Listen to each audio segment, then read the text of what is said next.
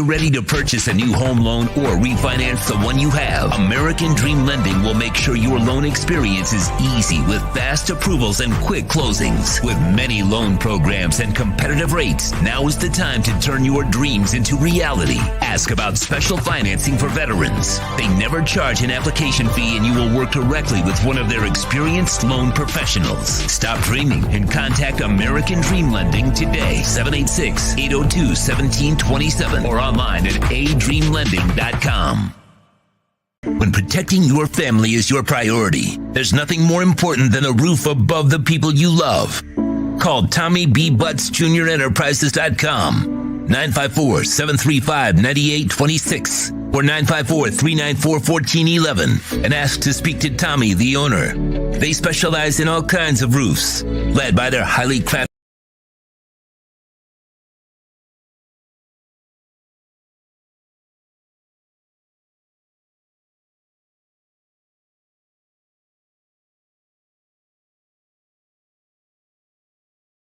The viewpoints, statements, or beliefs expressed on the following program by the host, guests, or callers are not necessarily the opinions of FantasyXS.com, Media Group Inc., ownership, management, sponsors, or website. The Big O Radio Show originates from the OK Coin Studios. OK Coin is one of the largest fiat to crypto trading platforms in the world. Founded in 2013, OK Coin offers advanced features for crypto beginners and high-volume traders alike, enabling users in 184 countries worldwide. The Big O Radio Show is mastered by executive producer Sean Stanley from the OK Coin Studios. When it comes to South Florida sports teams, very few in the media have witnessed, lived, and covered it like the Big O. Let's start the program dedicated to your favorite South Florida teams with a passion that's unmatched. The Big O Radio Show is on. Here's the Big O.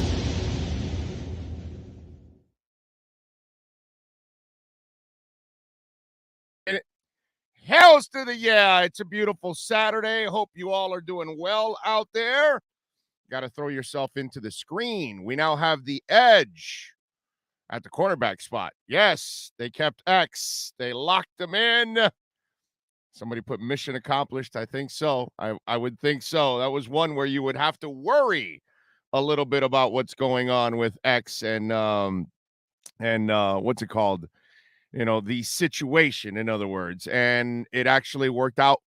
They were able to get a deal done, and we talked about it throughout the week that you have to get a deal done before the draft because you have a month left till you decide, and that's an area where you have leverage. That's an area where you can get value, and once you cross that threshold and you get past the draft, you now have less leverage. You now have less opportunities because you won't get picks till the following year, and you won't even know where those teams will be a year later because none of us really know. You know what I'm saying? Even though we all know we'll be in Arizona with the Dolphins this year, but that's something else. Don't worry about it. We'll get that down. We'll get to that later on. But what I'm saying is you had to find a way to get a deal done. Greer had talked about that they've been talking about a deal, nothing concrete. So you didn't know. And as I've told you guys for a while now, he's a trade option. The knee, there's a little bit of a concern. He hasn't had many issues the last 2 years. Now he's been working on getting a new deal. So he got his new deal now. So let's hope that the knee issues have, gone by the wayside. It's a 5-year extension. And I got to give Chris Greer credit. He, again, negotiated a pretty damn good deal overall. What's it called? Looking at the numbers, he had 3 years, 39.3 left. They gave him now 5 years, 90, with $5 million in incentives. It's averaging 18 mil per year. Now, in the last 2 years, it goes up to 25.3. So basically, he's getting $53 million over the next 3 years in extra money. Now, it's if you average it out compared to the top corners, it's right there. It's fine. It's what he deserves. It's who he is. I mean, he's one of the best corners in the league. Now you've gotten the burden off your minds now. Now you don't have to deal with all the crap in the offseason, which was last offseason. Credit to X this offseason, and maybe it's the different regime and all that kind of stuff involved, but it just seemed like it was smoother this offseason compared to last offseason, that he was slamming, Byron Jones and talking about all this and that. And, so it's a pain in the ass. You don't want to deal with any of that stuff. And if you didn't deal with X, either give him a contract or move him by the draft, it would have been it would have become that problem again. So, part 2 of all of this is you had no choice but to pay X or trade him. The third option of keeping him on the roster and playing the contract out was not an option.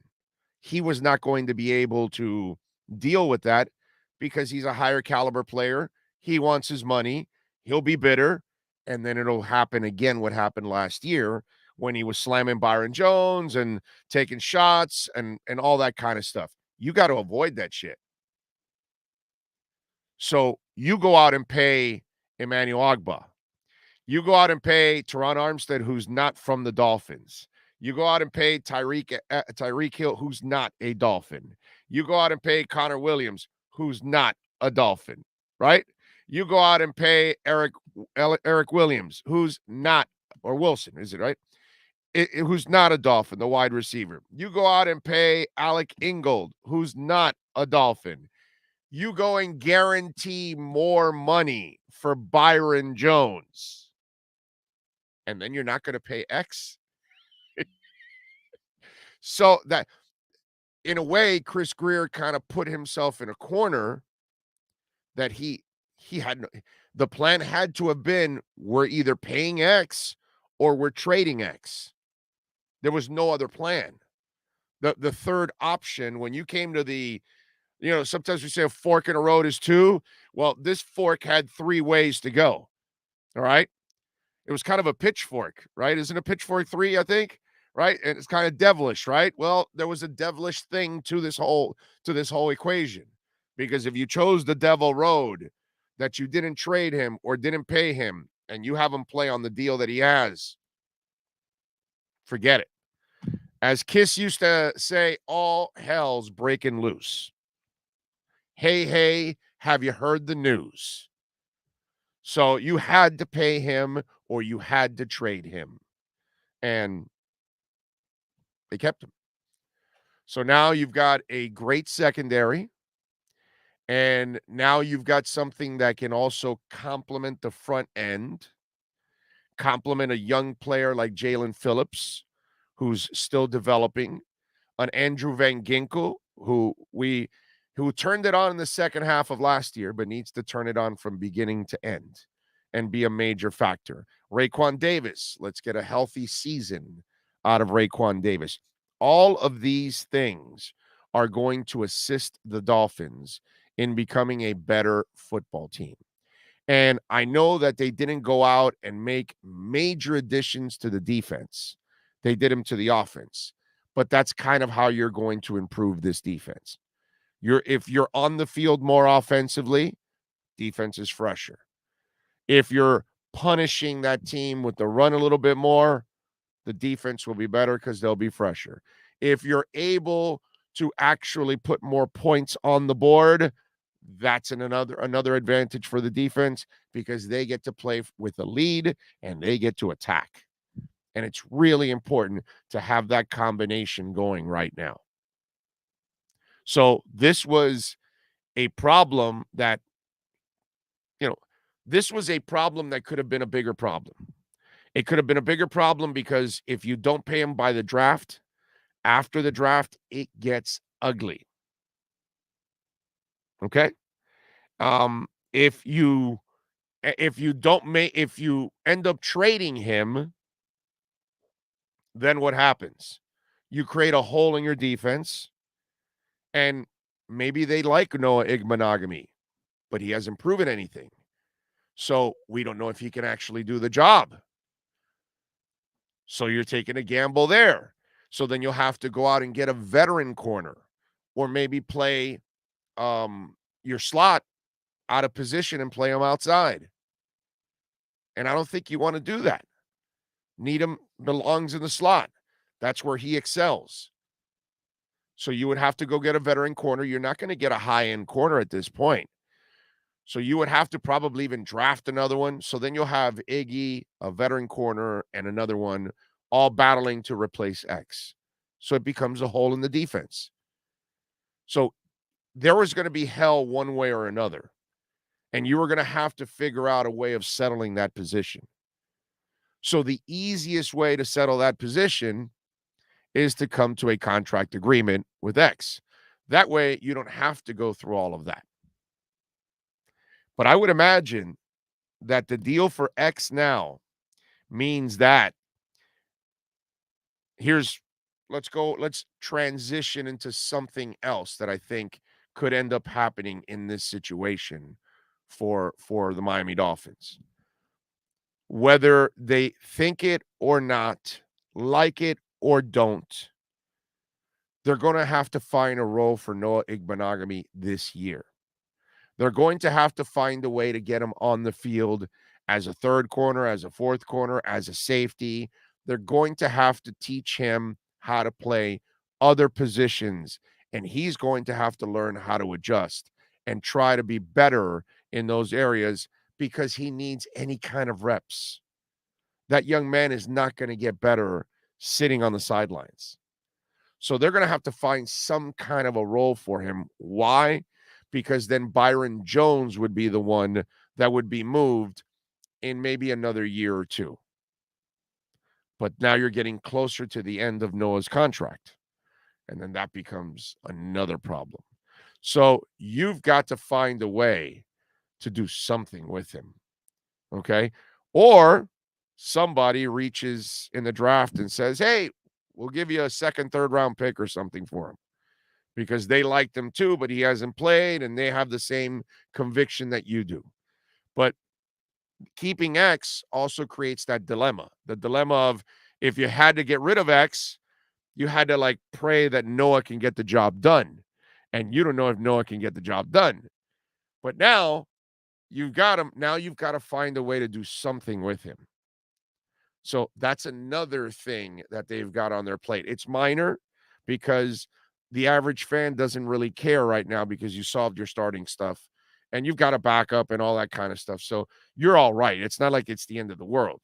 But in that front office and that coaching staff, they're looking at that player going, okay, we've got to do something with it. So it'll be interesting. And I think writers, when they get to training camp and all that, they're going to start seeing Noah doing something else. I don't know what it is. They're going to start reporting it. They're going to start writing about it. We'll see it. Something has to develop because you can't just leave him sitting there in year 3. It just doesn't work. You've got to find out something. And if he can do anything out there that starts to be productive, it's a way of showcasing his skills too. See what I'm saying? By the way, Sloman's Home Shield, proud sponsor of our program, over 14 states. So call them 1-800-ALARM-ME. That's 1-800-ALARM-ME, folks. Whether it's your home, whether it's your business, call them. We're going to give you right now a free doorbell camera when you call 1-800-ALARM-ME. Mention the Big O Radio Show. Again, 14 different states. So just because we originate in South Florida doesn't mean it's only South Florida. It's 14 different states. So reach out to them, 1-800-ALARM-ME. You'll get that free doorbell camera, the first 40 Big O listeners right now. You get to monitor everything in your home, outside your home. That's what we do. You don't have to have a camera inside, but we do because of our doggies. We want to keep track of our doggies if we're not in the house. But we got cameras outside. We got cameras right, that doorbell camera, everything, man. They're leaving a package. You find out about it. They're bringing you food. You find out about it. Somebody's selling something. You don't want to talk to them. Don't go to the door. You now know who's at the door. Sloman's Home Shield, baby. Not only does it protect you from those ugly people out there that are trying to steal stuff, but it also protects you from the people you don't even want to talk to. Okay. So call them 1-800-ALARM-ME. That's 1-800-ALARM-ME for the Sloman's Shield. Adam Outdoor Bushcraft says, good morning, sir. Coming to you live from Southwest Michigan. Glad that you got the Xavier Howard deal done. Fins up. Well, glad that Chris Greer got the deal done, not me. I didn't do anything. I'm just a Dolphins fan waiting for my trip to Arizona to go celebrate the Super Bowl in 2023. Grifton Gaming says Miami is winning the AFC East. That's just starters. Conference, Lombardi Trophy. It's all ours. The world is ours. Okay? So the idea is we win the Super Bowl. We all hug and have a couple of drinks, 40 or 50 of them in Arizona. And then we fly out to Vegas for another day or two of partying. Then we come back for the parades. That's it. Because they don't have the parade right after. We got a day to party in Vegas, then we can go to the parade after. So it'll be one of those things. So get ready. Get ready. Big O, you're off the X train. You never wanted him. No, I never said I didn't want him. I just said it's a problem that you have to face, so you're going to have to trade if you can't come to a contract agreement. Okay? So they came to a contract agreement, and it was a reasonable one, so it ends up being a decent deal for them. But I am worried about his knee. It does, listen, I get it. Fans don't think of that. They're blinded by emotions. I don't do that kind of stuff. To me, it's still kind of weird that he had all kinds of knee surgeries, and then the last 2 years that he's been in contract squabbles, no knee injuries. So, I'm forgive me if I'm cynical. I've been in this a long, long time, so I'm still a little wary about it in a sense. I'll see how he handles it from here on out now that he's got the guarantees. I want to see how he handles it. Remember, the last time you gave him a contract, the initial one, you remember what happened right after? Anybody remember? Anybody? Okay. I get it. Who was it that said it? Nicole, I get it. You're a fan. You don't think about the last time they gave him guarantees, we had a domestic issue and a knee injury. That's why they had to draft Noah. X made you draft Noah. But hey, listen, memories are short. I get it, dude. I totally understand. Fans don't really, they live in the moment. They live in this. They don't look at the macro, as we talk about all the time on crypto. They look at the micro. So they get lost in it. They don't really look at the whole big picture. So he's got his money now. I don't want to be, but I got to be objective. I got to call it like I see it. He hasn't been perfect. Get my drift? So you got your money. How are you going to handle it now? So, you don't go into this thing blindly thinking everything's set and everything's, we're great. Everything's kosher. We're done. No, there are still hurdles, and hopefully they don't come across and burn you. You know what I'm saying? What else do we have here? Scott Paulus, thank you, sir. And a little sticker and everything with the cool. Thank you. A little love on the super chat. Okay. What else do we have here? We're building culture. Finally pay your horses. Well, hey man. Let me steal a line from Barry Jackson that I saw in the Herald. The Dolphins gave out $316 million in new deals. And as we talked about, it was time. You had to do it. You had to give out you had to make the commitment. Why did you have to make the commitment? Because you're done drafting and developing, and you already drafted basically your foundation. So now you've got all that cap space. You've stayed flexible. You've got picks. Now you've got more picks next year. You're set up again. So now's the time to fill holes with people that can get you over the top right away. Because the idea is when you draft a first round quarterback, you need to find out about him in the first 4 years. Because in that fifth year, you got to make that commitment. Look what's going on with Baker Mayfield. They didn't want to make that commitment. So they took a major risk and traded and paid Deshaun Watson a lot of money. So Miami is in the same position. Even though I believe Tua can play, even though I have zero doubts that Tua can be a stud in this league. But there's plenty of you that have doubts. There's plenty probably in the building that have doubts. There's probably plenty in the NFL that have doubts. And Tua has to prove it anyway. But that's kind of the whole thing. How does he prove it if he doesn't have any support? So now they went out and got the support that he finally needed, that he wasn't going to get with the last guy, ever. The last guy was not going to give him or allow Chris Greer to make all of these kind of moves. I guarantee you that. So now you get to find out about Tua. We get to put it to rest. You know what I hate about our Dolphin Nation? We all love the team. We all want them to win. And then we waste our time constantly arguing about whether this guy can coach, that guy can draft, this guy can play, this guy is that guy is this. And it's just, dude, wow. Can we just get to where the Heat is at? Can they beat the Bulls tonight? You know, they got Toronto tomorrow. Hell of a back-to-back. They've had some funk here. That was a nice win against the Celtics. They need these wins here to kind of see that they're over the hump. The Strus stuff, this is great in the lineup. We're talking about the game. We're talking about the matchups. We're talking about the psyche of the team at the moment going into the playoffs. That's what I want to talk about for the Dolphins. I want to talk about the matchups. I want to talk about the players, who's playing well, who needs to pick it up a little bit more.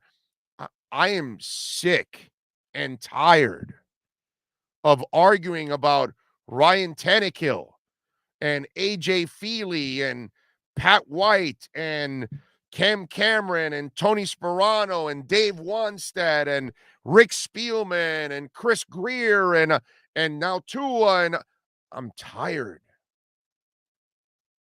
I've done this for 32 years.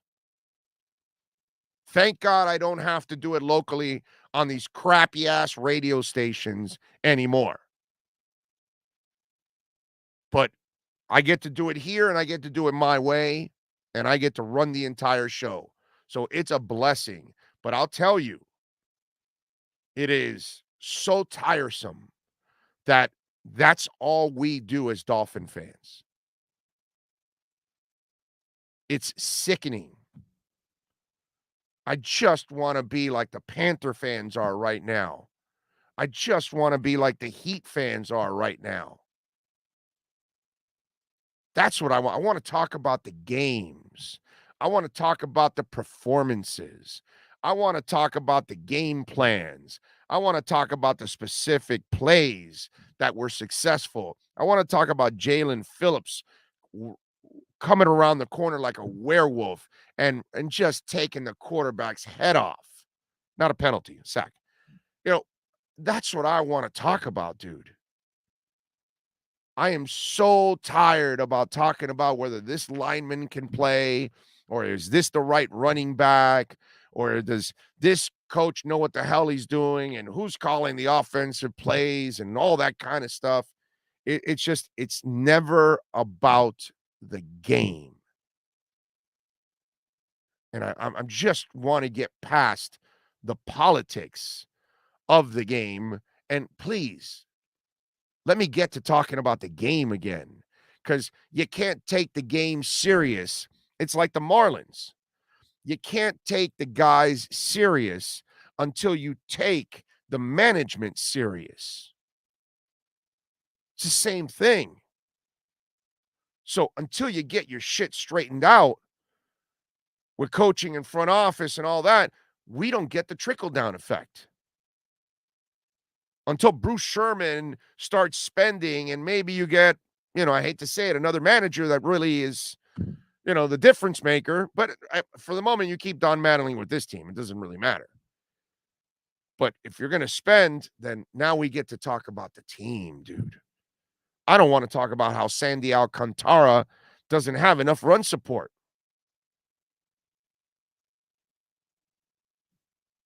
Tonight, I'll have on the side TV Inter Miami and the Houston Dynamo. I can't take the people on the pitch serious until management and coaching get their shit together.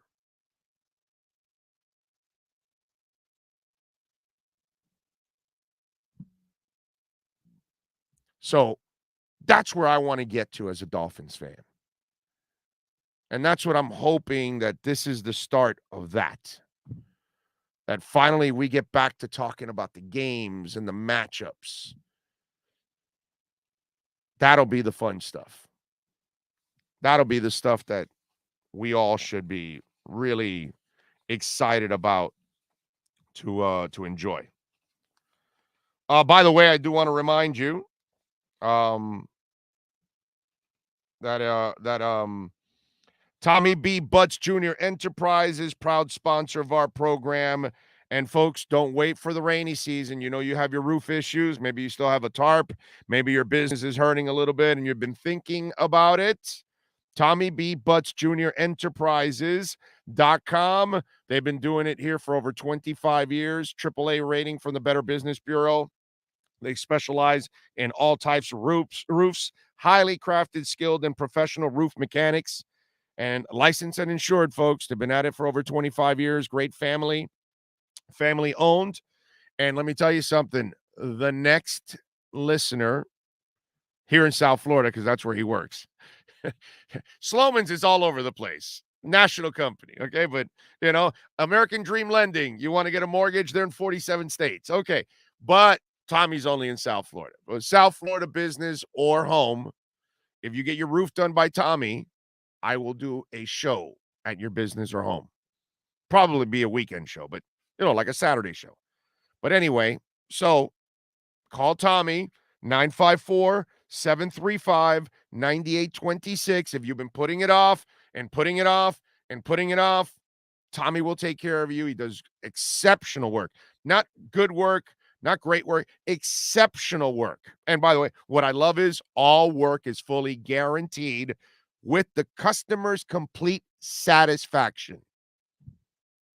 He's a stand-up guy. I've been dealing with him now for several months now. Great sponsor of our program. Great community person, too. Been here forever. His business has been here for over a quarter century, serving South Florida. Call Tommy B. Butts Jr. Enterprises.com. I promise you, you will not be unsatisfied. Okay? You will be very happy.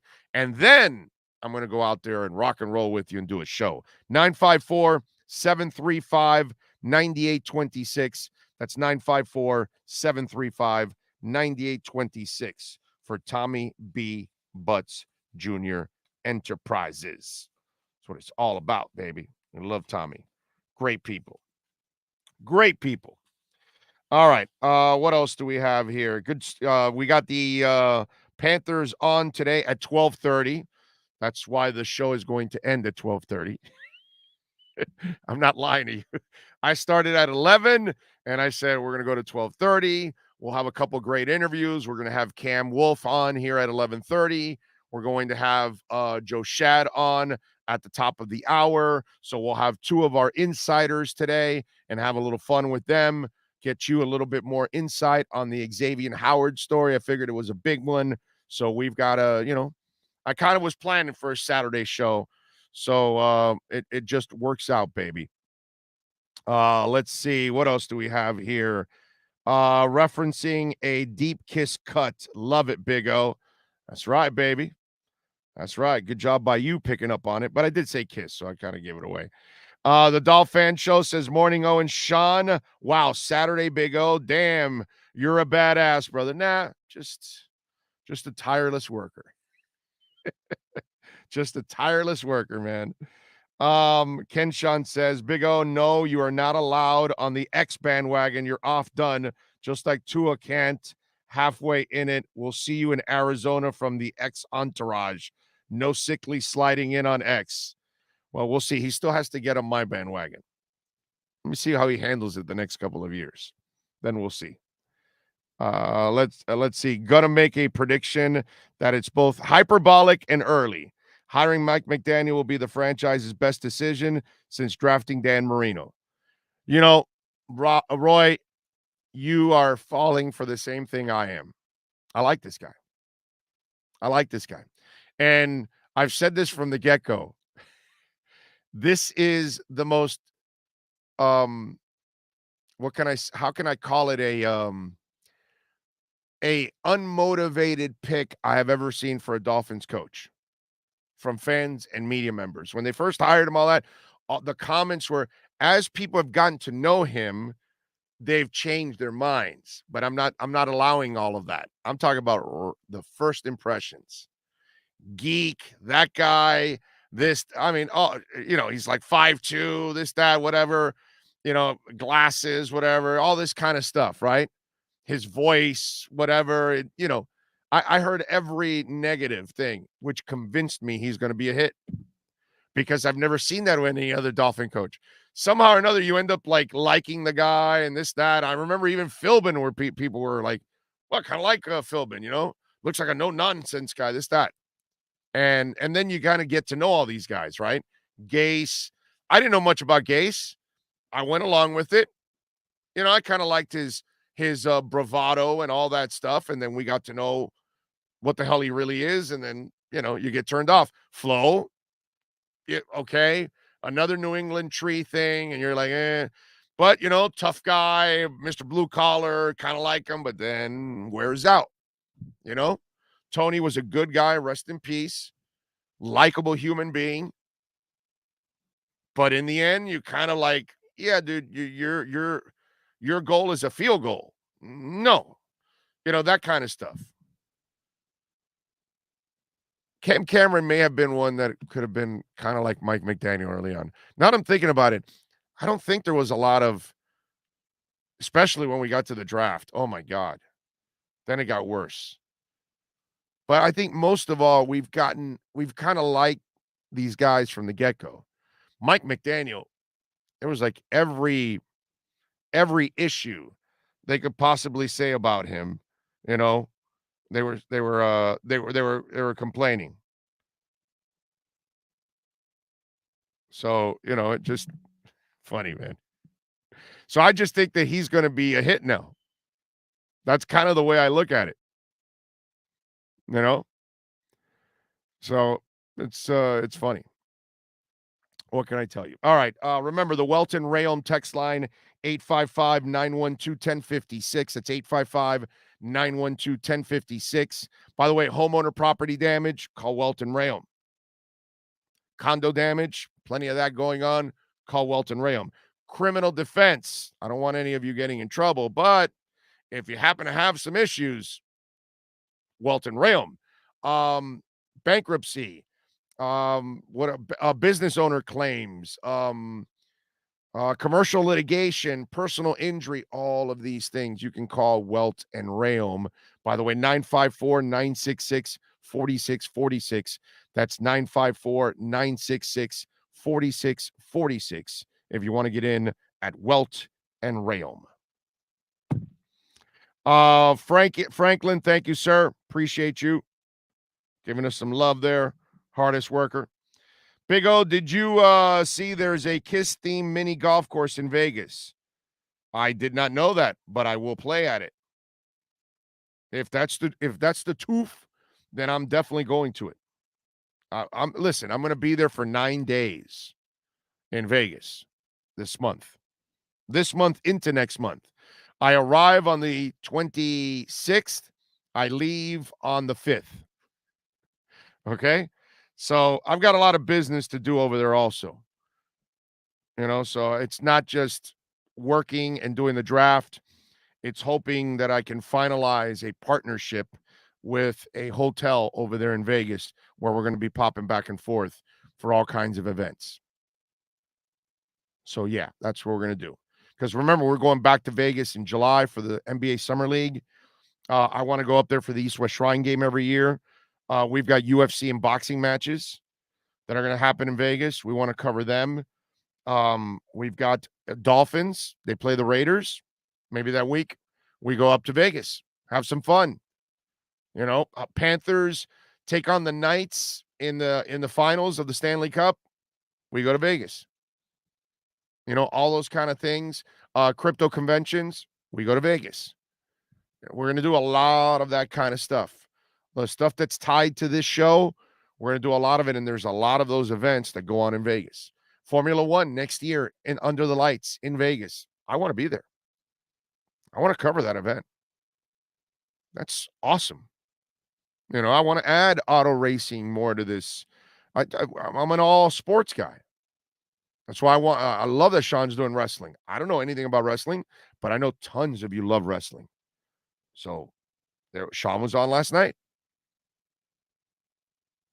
That's kind of the idea of this program. We're going to go to the Combine next year. We're going to go to the East-West Shrine. We're going to go to the NFLPA maybe, Senior Bowl, all these kind of things. We want to cover all of these events. Although I'm thinking next year in the draft, do we still make it Vegas every year? What do you think, Dolphin fans? We do like a yearly thing that we go to Vegas instead, no matter what, wherever the draft, unless it's here, obviously, in South Florida, then maybe if we ever win it. But like I'm thinking Green Bay and Detroit are next. I don't know about hanging out 5-6 days there.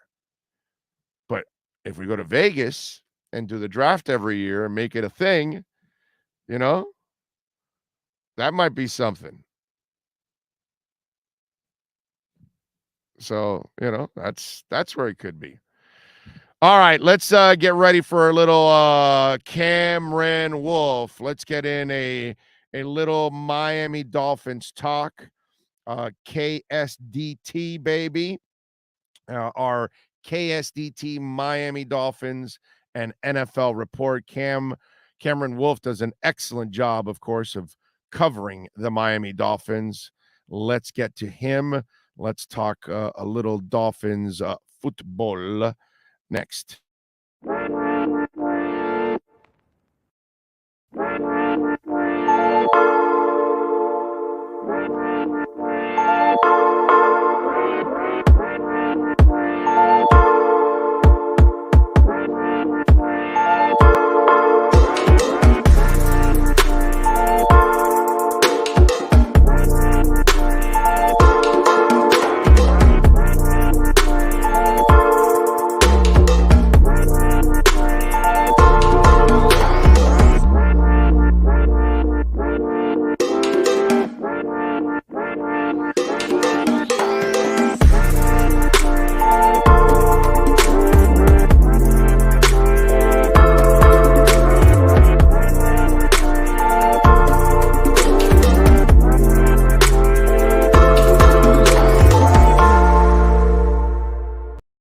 This has been the KSDT Sports Business Report. KSDTCP.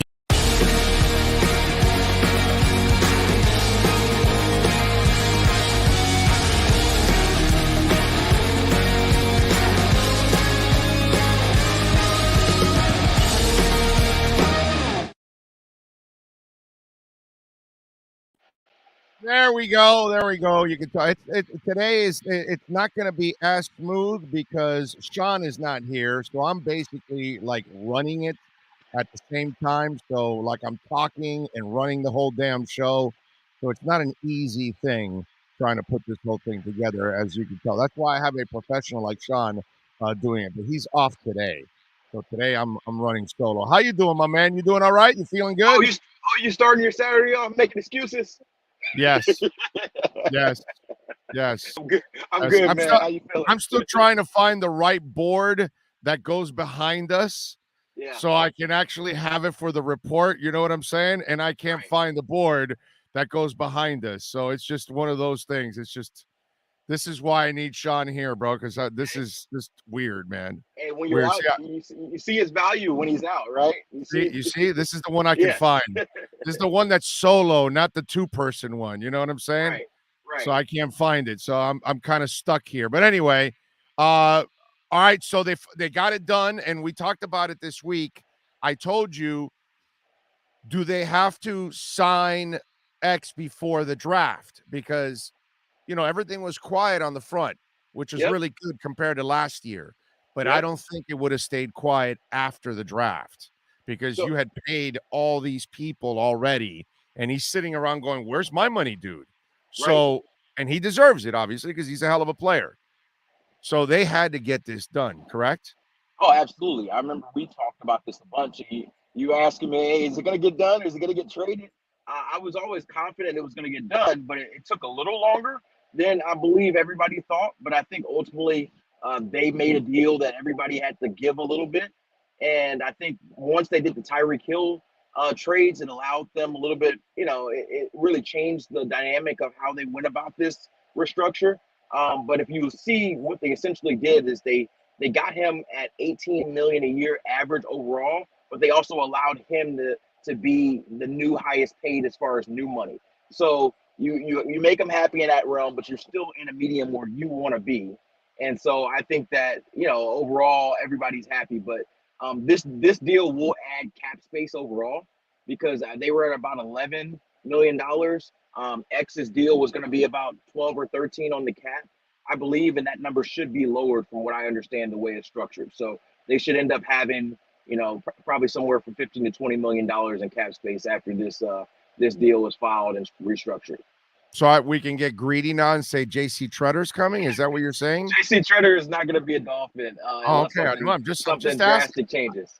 I had to ask the greedy Dolphin question because I understand. It's going to pop up. It's going to pop up on the chat board. Hey, so now that we got 15, 20 million, can we go get J.C. Tretter? Can you tell Jerry Rice to get, 40 years younger and come back? All these things are going to happen now. They're going to ask us for all of this. It's like, well, maybe now they can go after the Honey Badger, even though Chris Greer said no. Maybe he'll do it now. So, Cam, will they go after the Honey Badger now? No, they're not going after the Honey Badger. I'm sorry. By the way, sorry to turn down. I will say, I know everybody always wants more, but they have had a really good offseason. And they've signed a lot of players. They've spent a lot of money. It's like an A plus, right? It's an A plus. I do think so. I mean, you haven't won any games yet, so I always have it with the caveat. It has nothing to do with results. I'm saying, did you but the one, what you know the problems, I know the problems, everybody knows the problems. In your mind's eye, did they address the problem with absolutely. an A plus? Absolutely. This offseason was more successful in getting the type of players I believe they needed than I even would have realistically hoped. Getting a Tyreek Hill along with the Tyrann Mathieu. Teron Armstead. Now you got me thinking Matthew. Teron Armstead. So if you would have told me they got one of those guys as their marquee players to start off season, I would have said big win. Two of them, along with the Connor Williams and a couple of the running backs they got, a Cedric Wilson, some of these players, I think that this is a big win for them. They're a much better team. The AFC is a very tough division, but I think you can't sleep on the Dolphins, and the reason why is because of the offseason they had. Yeah, no, I mean, wow, they've had now, dude. Listen, Chris Greer and company did their job. Okay, now the question is, did he do his second part of his job, which is, did he nail it with the coaching staff? Because obviously the front office got an enormous break that, as you and I know, the minority doesn't normally get to pick his second coach. So they got an awesome break that they get to pick their second coach. That's they nailed it in the offseason. Now it's up to Mike McDaniel and his staff to nail it, because that'll be the first time in a long time. Because I was just talking about this, Cam. I've been doing this is my 32nd year doing this, and I'm Right. tired of arguing whether AJ Feely can play or Jay Fiedler, or if Wanstead can coach, or if a Gase can coach, or if Right. Tua can play, or if Flo can coach, or if Greer can draft, or if Ireland can draft, or if Spielman can draft. This has been my life for 32 years Right. doing radio, and I'm kind of tired of it. And I say I want to be where the Panthers fans are at right now, and the Heat fans. They're not asking about their coaching or their front office. They're not even asking about their individual players. They're talking about the games themselves, the matchups, the psyche going into the game. Are they playing well? Are they struggling a little bit? They're actually talking about the games and the Right. matchup. That's what I want to get to, bro. I want to get past the politics, and I want to talk about the game, bro. That's Absolutely. Absolutely. And I think we're getting close to that. Like, I think that you're going to see a lot. Well, this offseason is going to be a dead period, but as we get into training camp, I think you're going to see a lot more conversation about what the Dolphins can do on the football field. And I'm really excited. We're not going to see much of it in the offseason program, but I'm really excited to see how this new scheme that everybody's been talking about with Mike McDaniel ends up working out with all these pieces, and seeing it in actuality. I think that's going to be the fun part of it. They've got the players, which is super fun, but how does Hill work in this offense? They've been dropping some Debo Samuel references. He won't be used as a runner as much as Debo, but he'll be used as a space player. How do defenders play Tyreek Hill and Jalen Waddle? What does that do for Mike Gesicki? How do these new running backs fit in this zone scheme? We got Teron Armstead and Connor Williams likely as your left side of your offensive line. Who ends up winning that right tackle spot?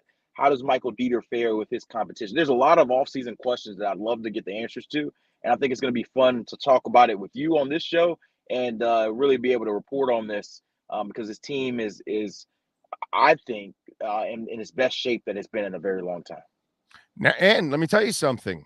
Again, I think the way they look, again, the macro view of their offseason, not the micro, and looking at each individual, it's kind of worked out in a way because they use their money for the things that are really important that they need, and their draft picks. Right. But then the draft picks that they have left are perfect for their needs also. If they want to get a middle linebacker, there's going to be middle linebackers there. If they want to get a defensive tackle, there's actually going to be a couple defensive tackles there. If they want to get a running back, there's still going to be running backs there in the third and fourth rounds. Right. If Centers, they really like somebody, they can pair one of their fourth and their third and move up a little higher into the third to get whatever need that they feel they have left over. So of the positions that are left, that's actually the strength of the draft. Right. And that's the reason, dude, even offensive linemen, if they want to add another offensive lineman in the third or fourth rounds, there's, from what I'm told, there's going to be guys there also. So of needs, and middle linebackers, by the way, are found in the middle rounds all the freaking time. Linemen are, and so are linebackers. So in a way, the way they've structured the offseason, you don't get your tackles there. You don't get Tyreek Hill there. You don't, there's certain positions you're not going to fill there. You know what I mean? But they've allowed themselves to maybe fill the needs there also now. Oh, and the reason why is if you look at Chris Greer, one thing that he has always been really good at, and some people get frustrated by it, but he understands positional value. And so when you talk about those things, talking about the draft in the middle rounds, the reason why you're going to have a middle linebacker or a center or a running back available in those particular areas is because there are lower positional values. So those typical players drop in the draft. Whereas you're signing money on a Teron Armstead, you weren't going to find a Teron Armstead with the 29th pick in the draft. You weren't going to find a Tyreek Hill with the 29th pick in the draft. So these are positions that you have to spend money on. And so very smart organizations understand positional value, but at the same token, that's why you're not going to see the Dolphins draft that running back that we've all wanted in the first or the second round, because that's not how they view things. So right or wrong, they have a very strict positional value view of how to build a roster. I'm with you there. When we look at this morning here, we've got some comments on the board. And so people are wondering, do you have a second job on Saturdays if you're working at Jackson's Ice Cream? Because, you know, there's some folks, they're my red asking and for white. sundaes and they're asking for sprinkles or no sprinkles. So, Yeah, and Jackson's, by the way, is, I don't know if you've, you know, I know you've I've been in actually town only a few years. Have you been to Jackson's yet? I have not, but I should have known when I wore this shirt that I was gonna get a little bit of flack. I appreciate it though. Oh, It's fun. oh, wait. No, seriously. You haven't been to Jackson's. No, no. Where's Oh, dude. Jackson's? Okay, well, there's two of them. There's one on Las Olas, and then Uh-huh. there's one by Hollywood on US 1. Is it Hollywood, folks, or is it yeah, it's like Hollywood, isn't it? Jackson's Ice Cream. Yeah, You it's like it's the monster of all right. monsters. It's like So if I wear this homemade. shirt, can I get a free ice cream? I think they'll give you a free I think they might put you on the other side of the counter if you show up with that shirt. You can Yeah, just, in fact, Cam, dude, you could probably just walk right through, go through the employee door. They won't even look at you at all, bro, and right. just stand back there and just start dishing out ice cream, and that's it. And they won't even say a damn thing. So if Cam Wolf is going to go to Jackson's, Uh-huh. which you're now intrigued, right? You've got to go Now, now, now right? I gotta go. I gotta go now. I'm telling you, take the wife, Yeah, okay? yep. Go to Jackson's, and you're gonna go, oh my God, what the hell am I doing? How have I been here a few years and never gone? I promise you will go to Jackson's every once, because you know, I know you like to, you know, it looks great. So you're not gonna go to Jackson's all the time. But every Hey, once I in a enjoy a while, good ice cream every once in a while. no, this Yeah, is great ice cream. This is not good right. ice cream. This is the best ice cream you're gonna have in South Florida. I'm telling you, dude. Okay. Okay. Jackson's is the That's high bomb. expectations. That's high expectations, Big O. It's higher expectations by the time you get there, dude. I will It's tell you, and I told you this it's via old text. style. By the The way, it's old style. Like you walk Okay, in, everything's old style, fountain and got you. everything, all that kind of I stuff. vibe with that. I vibe with Love it. that. Then. Wood, everything, you know, it's just so freaking awesome. It's I will classic. tell you the last time that I got a recommendation with you with the Fast Times of Richmond High, it did Oh, but not that's a hit movie. me. No, it's I a would not. movie. It did not hit me the way I anticipated it hitting me. Maybe it was a little Food is older food, than, bro. Food is food. but A great burger okay, was good in the 1950s, and it's going to be great in the 2020s. I mean, you know, food is food. Great ice cream is great ice cream. A right, movie is different because sometimes it may not carry over for a younger generation. That's all. That's right. fine. It's Okay, understandable. I'll definitely go to Understandable. Jackson's. I'll definitely go to Jackson's and check out their ice cream. They have Dania. good. It's They have Dania. Dania. okay. That's not Hollywood bad. Dania. They're I right like to there go to. next to each I'll go next time I go to the beach. I like to go to Dania Beach, Hollywood Beach. It's a little quieter for me, especially at Dania Beach, and it's like 15, 20 minutes from me. So other. Dania. Go to the I will one in stop next Dania. time. It is awesome, dude. They have Awesome. milkshakes too. Yeah, they have everything. Gotcha. Yeah, I'm gonna check about that. Everything. You can even eat there too. They have some Right. burgers and stuff. But Jackson's, I'm telling you, dude, they are the bomb. The bomb. Okay, Love on that my place. list then. And you got the shirt Indeed. already. You might as well go. Got Okay. to. Got to. All right. So wait a minute. Before I let you go, any shot at them adding anything else, you think? I think Or are they there's always done? a shot. Like I could see them adding like some of these third tier free agents. I still think there's a whether before the draft or after the draft, they add a veteran center in there to compete with Dieter. If they wait till after the draft, maybe they see if they can draft one. If not, then they'll probably sign one. I still think that they're going to end up adding a little bit more depth in their front seven. I think they need at least one or two more linebackers, whether it's a middle linebacker like you mentioned or another edge guy to continue to compete there. So I think they'll add, but I think they're done their big splashes. So the like I always said, the three names you always ask me about: Treader, Matthew. Now Bobby Wagner's gone, so we got to figure out a new third name. But those two guys, they're not going to be Dolphins unless their price dramatically drops and you get them, way lower than they should be. So I don't anticipate that. But there's always going to be end up guys who sign 1 or 2 year deals whose market did not realize. And a lot of times they get a chance to make the team as a starter. And if they don't make it, they get cut like Matt Skura next year. So I'd look at that center position. I'll look at some of those linebacker spots as well as probably a position that they're going to look at before or after the draft as sort of a mid to lower tier free agent. There you go. Follow him on Twitter at Cameron Wolf. and catch them twice a week here, even on Saturday sometimes here on the Big O Radio Show with our KSDT CPA, Miami Dolphins and NFL reports. And I want to give a shout out to KSDT. I actually am going to get my taxes done with them, so you guys should too. There you go. I mean, dude, and again, one of the reasons why I also teamed up with them is because I'm a crypto guy, and they have a crypto department. And it's not just like, I'll read up on crypto. No, they got 3 guys that all they do is crypto law. So make sure to protect you, and that's what KSDT does, protects you and your business. So make sure you call them. You got all the information there. 305-670-3370. Cam, have a great weekend, my brother, and please go to Jackson's. You're gonna love it. You too, man. I already got the fit. I need to go right now. You got it, baby. You good. Later. All right. This has been the KSDT Sports Business Report. KSDT CPA is one of South Florida's largest and one of the country's fastest growing accounting firms. KSDT is recognized by Forbes as one of the top tax and accounting firms for 2022. KSDT CPA is a full service firm that also excels in crypto. Visit online at ksdtcpa.com or call 305-670-3370. All righty. We love Cam as always with our KSDT Miami Dolphins and NFL report. All right. Don't forget, folks, those of you have reached out, because some of you actually reached out to OK Coin and asked for the link for $100 where we split $100. You get 50. I get 50 in Bitcoin. They don't have the link. It's my personal link. Okay.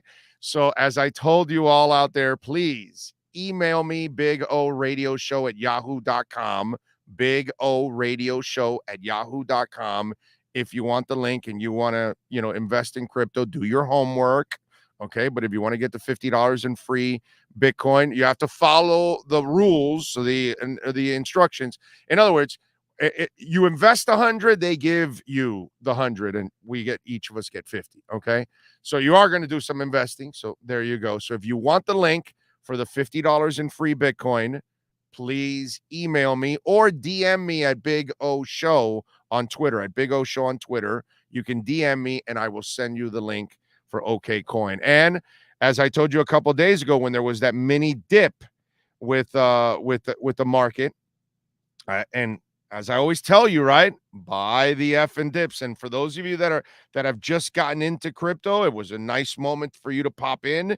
It's right now stuck at 46,500, which it's been floating around that 46 and 47 area. And what have I told you? This is super healthy.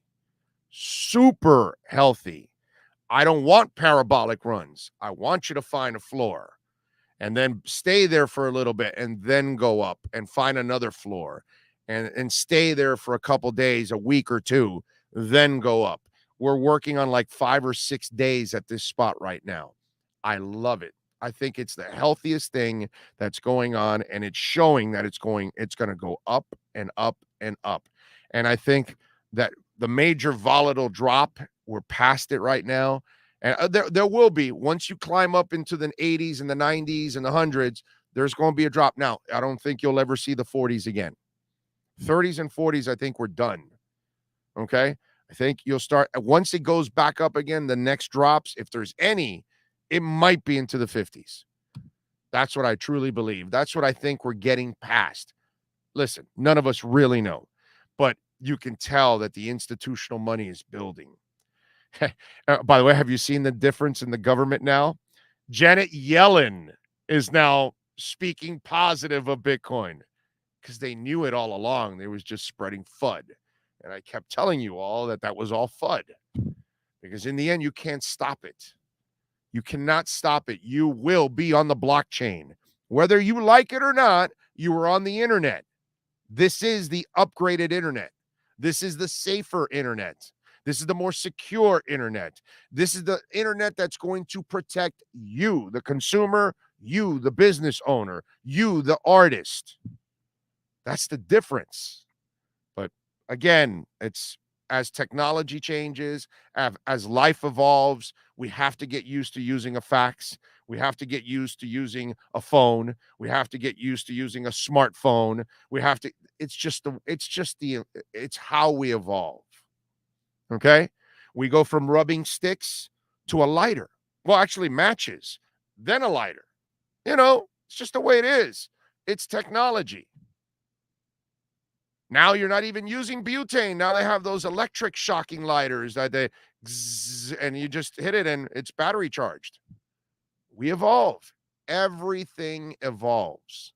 And this is part of how we're evolving in our financial world, in our technical world, and in our everyday life. It will all be a part of it. Everybody will have to adjust, whether you like it or not. Your wallet is going to be this, not a regular wallet anymore. Okay? That's just the way it's going to be. Alexander Rene Diaz. Oh, by the way, and that's your OK Coin crypto corner. Alexander Rene Diaz. Thank you for the love on the super chat. He says, just showing some love, Big O.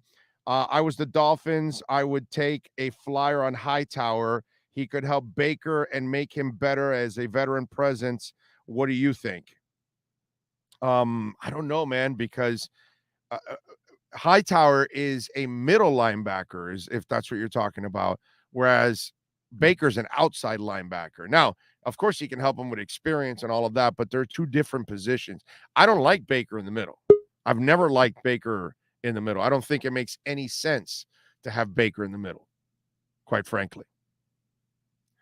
All right, let's begin our number 2 on the program. We will get back. We're going to talk to Joe Shad, baby.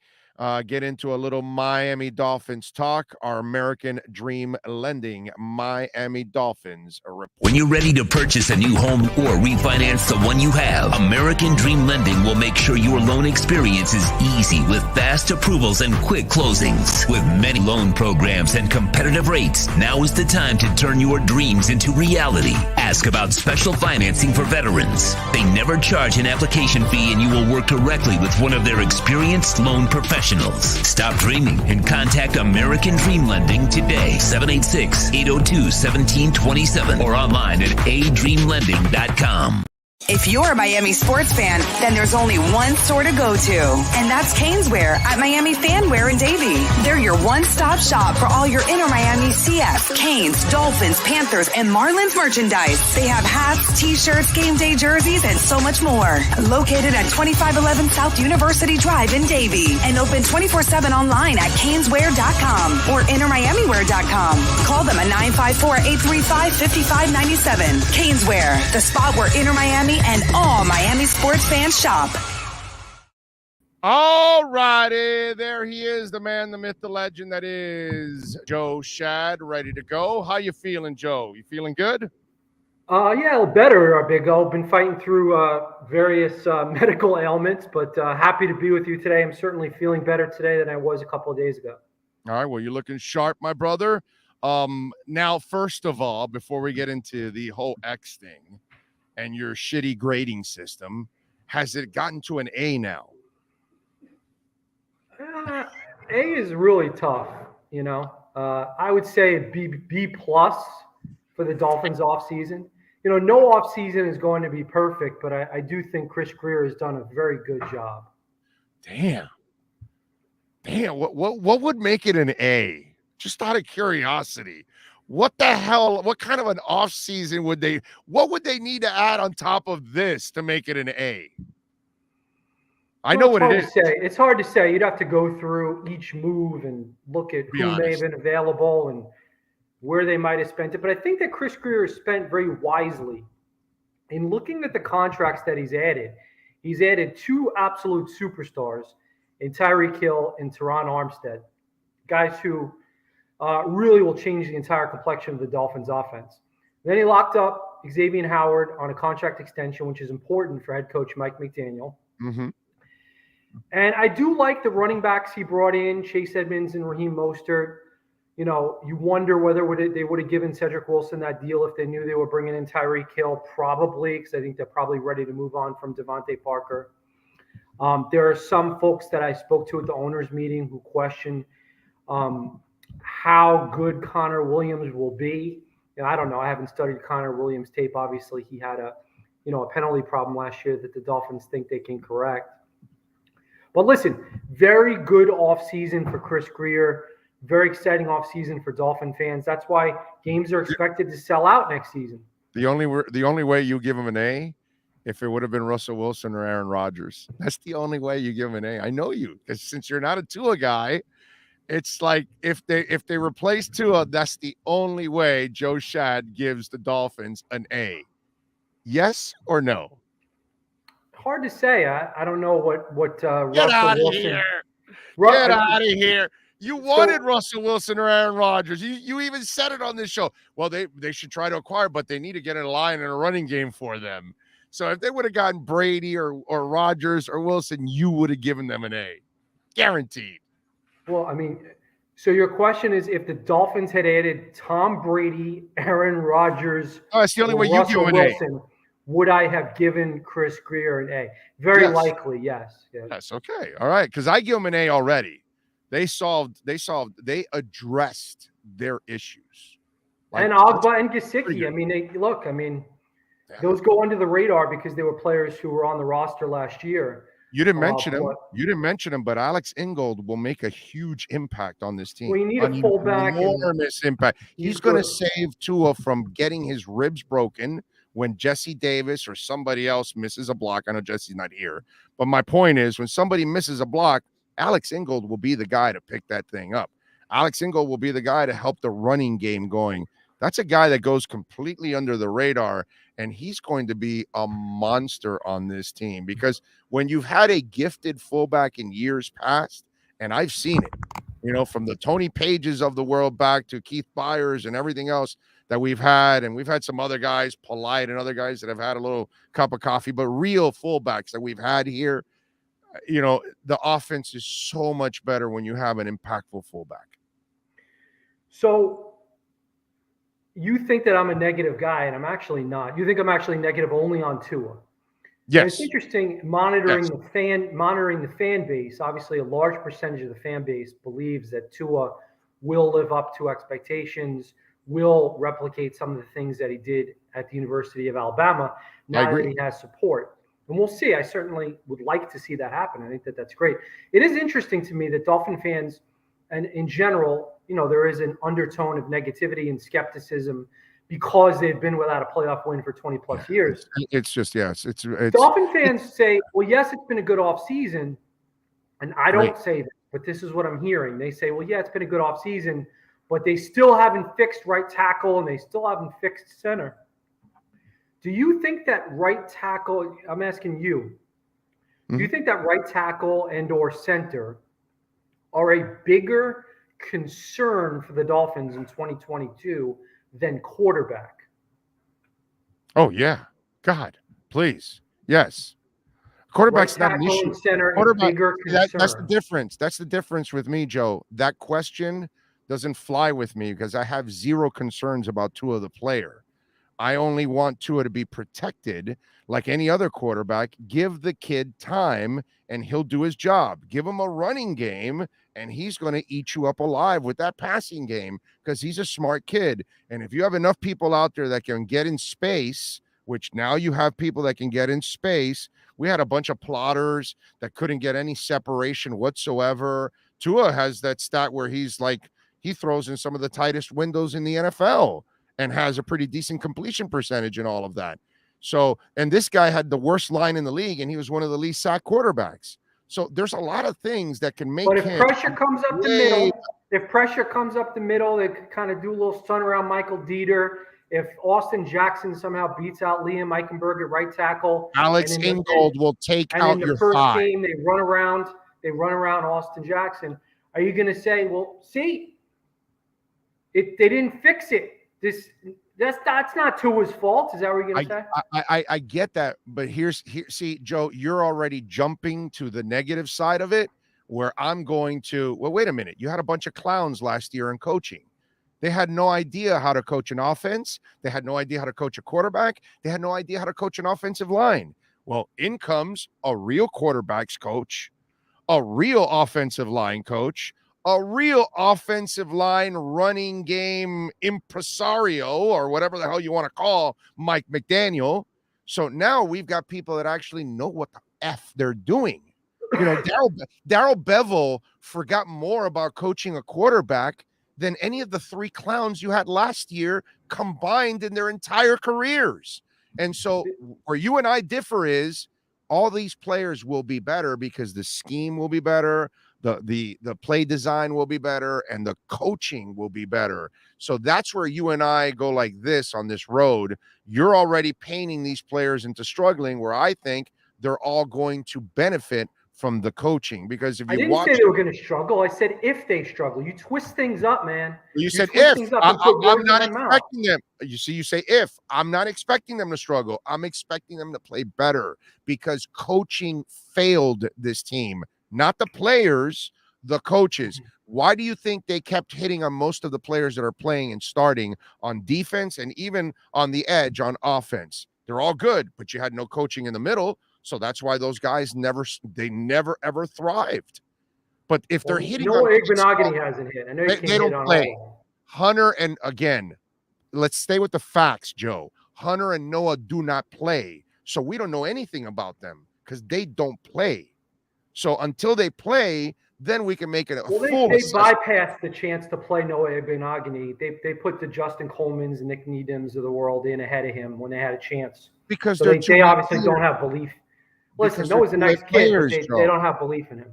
Because they're two-way players, Joe. They're helping you on special teams. If Noah doesn't excel on special teams, you can't activate him and use him as a backup. So how is he not good on special teams, by the way? I'm just saying.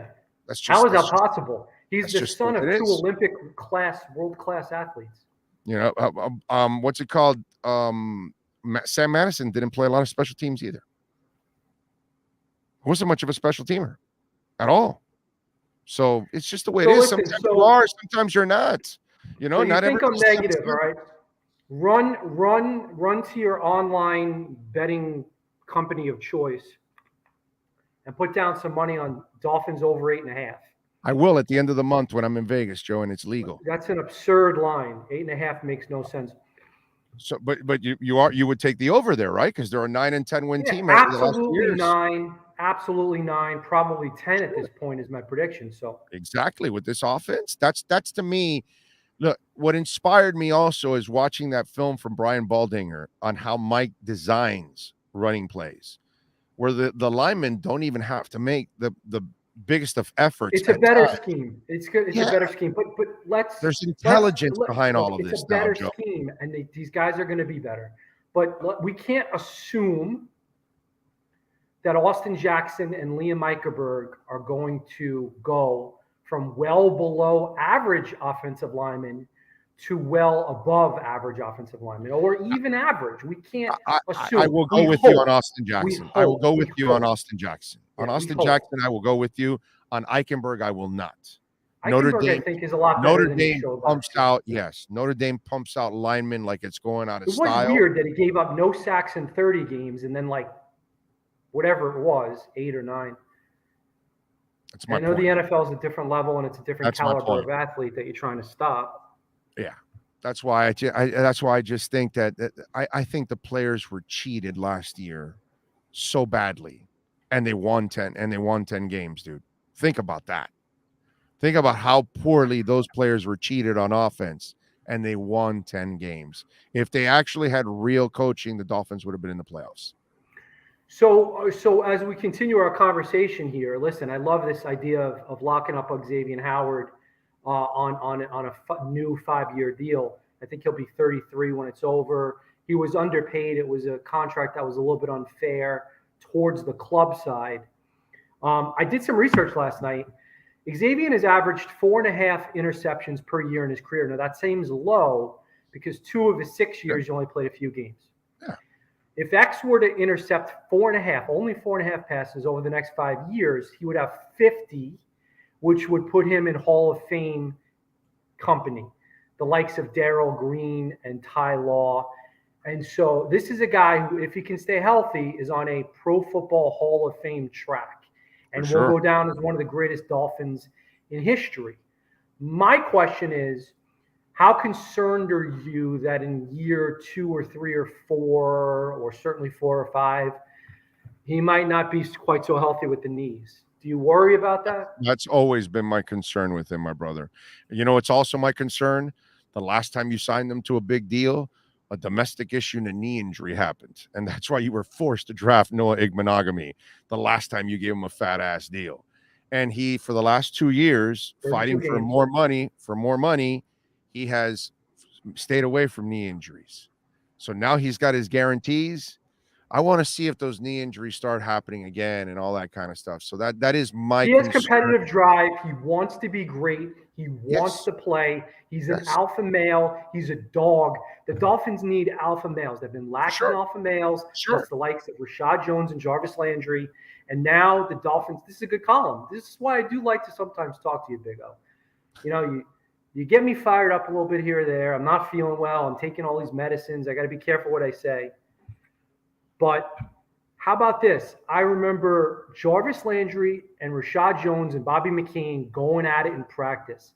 Alpha males, absolute dogs. Right. What about Tyreek Hill versus Xavier Howard? Yeah. Absolute competitive dogs. How good is that going to be to watch in the spring and the summer? How much fun? That's going to be fun, and it's going to make both guys going. That'll make both guys better. You know, overall, that's going to be a lot of fun to watch that. And listen, keeping X helps Jalen Phillips, helps Emmanuel Ogbah, because those are the guys that need to get after the quarterback. And we all saw the synergy between Sam and Pat and Jason and Zach and all these guys up front, that when you had that secondary taken care of, that front seven can just put incredible pressure. And the other thing, Joe, if you're able to run the ball this year, which I think you will, and if you're able to run the clock more and maintain possession, you should have a fresher defense in 2022. So the defense should be better from within, just by Van Ginkel getting better and Raekwon Davis getting better and all these young players getting better. But at the same time, if the offense is better, the defense will be less on the field. You'll have less 3 and outs. And you'll have a defense that can attack more. And if they have more of a lead, again, that would be a beautiful scenario for that defense, because as you know, with a lead, that defense is at its best. I was trying to think about who I could see getting kind of feisty in a spring practice, you know, one of those like mandatory spring mini camp things. Javon Holland is a guy who's got some fighter in him, a scrapper. I've actually seen Javon Holland, the rookie safety from last year, will be a sophomore this year, practicing on the sidelines with boxing gloves. So he is literally a fighter. And Jalen Waddle, he is an absolute scrapper. So the Dolphins have added 3 guys who have that competitiveness level of an Xavier Howard in the last year, in Tyreek Hill, Javon Holland, and Jalen Waddle. These are the kinds of guys you want to go to war with. I agree. Yeah, those, and so I like this angle. This is going to be a column maybe Monday. There you go. As Mike McDaniel prepares to address his full team for the first time. And if I could give Mike some advice, it would be, man, just be yourself. Don't try to be anyone else. Yeah, I don't think you're going to get anything else. I don't think you're going to get anything else. He looks like the kind of guy. Sincere. Right. Doesn't he look like he's really comfortable being himself? And by the way, being yourself seems like you've won everybody over, dude, that you've been with in your life. Like, nobody says anything bad about the guy. Like, players and everything, like, they gravitate to his ass. Now, it is harder when you're the head man in charge. Yeah, it is. And so there will be some challenges being a head coach for the first time. The next time we talk to Mike and the players, this will be something to talk about, adjusting to being a head coach for the first time. So, coaches have always said, Big O, all this stuff comes across your desk that you never used to have to deal with. And, all the problems, whether it's somebody's girlfriend or wife or some, it could be anything. And, standing in front of the room is a different deal too. But I know that Kyle Shanahan has said that he gave Mike opportunities to stand in front of large groups. And Mike has really worked on his presentation and his delivery and his presence, including with the media. And I love that he's just so open about it, man. I love that this guy doesn't think he has everything figured out. He's confident and smart, but he's not arrogant. Right. And right. we've seen some coaches who came across as arrogant.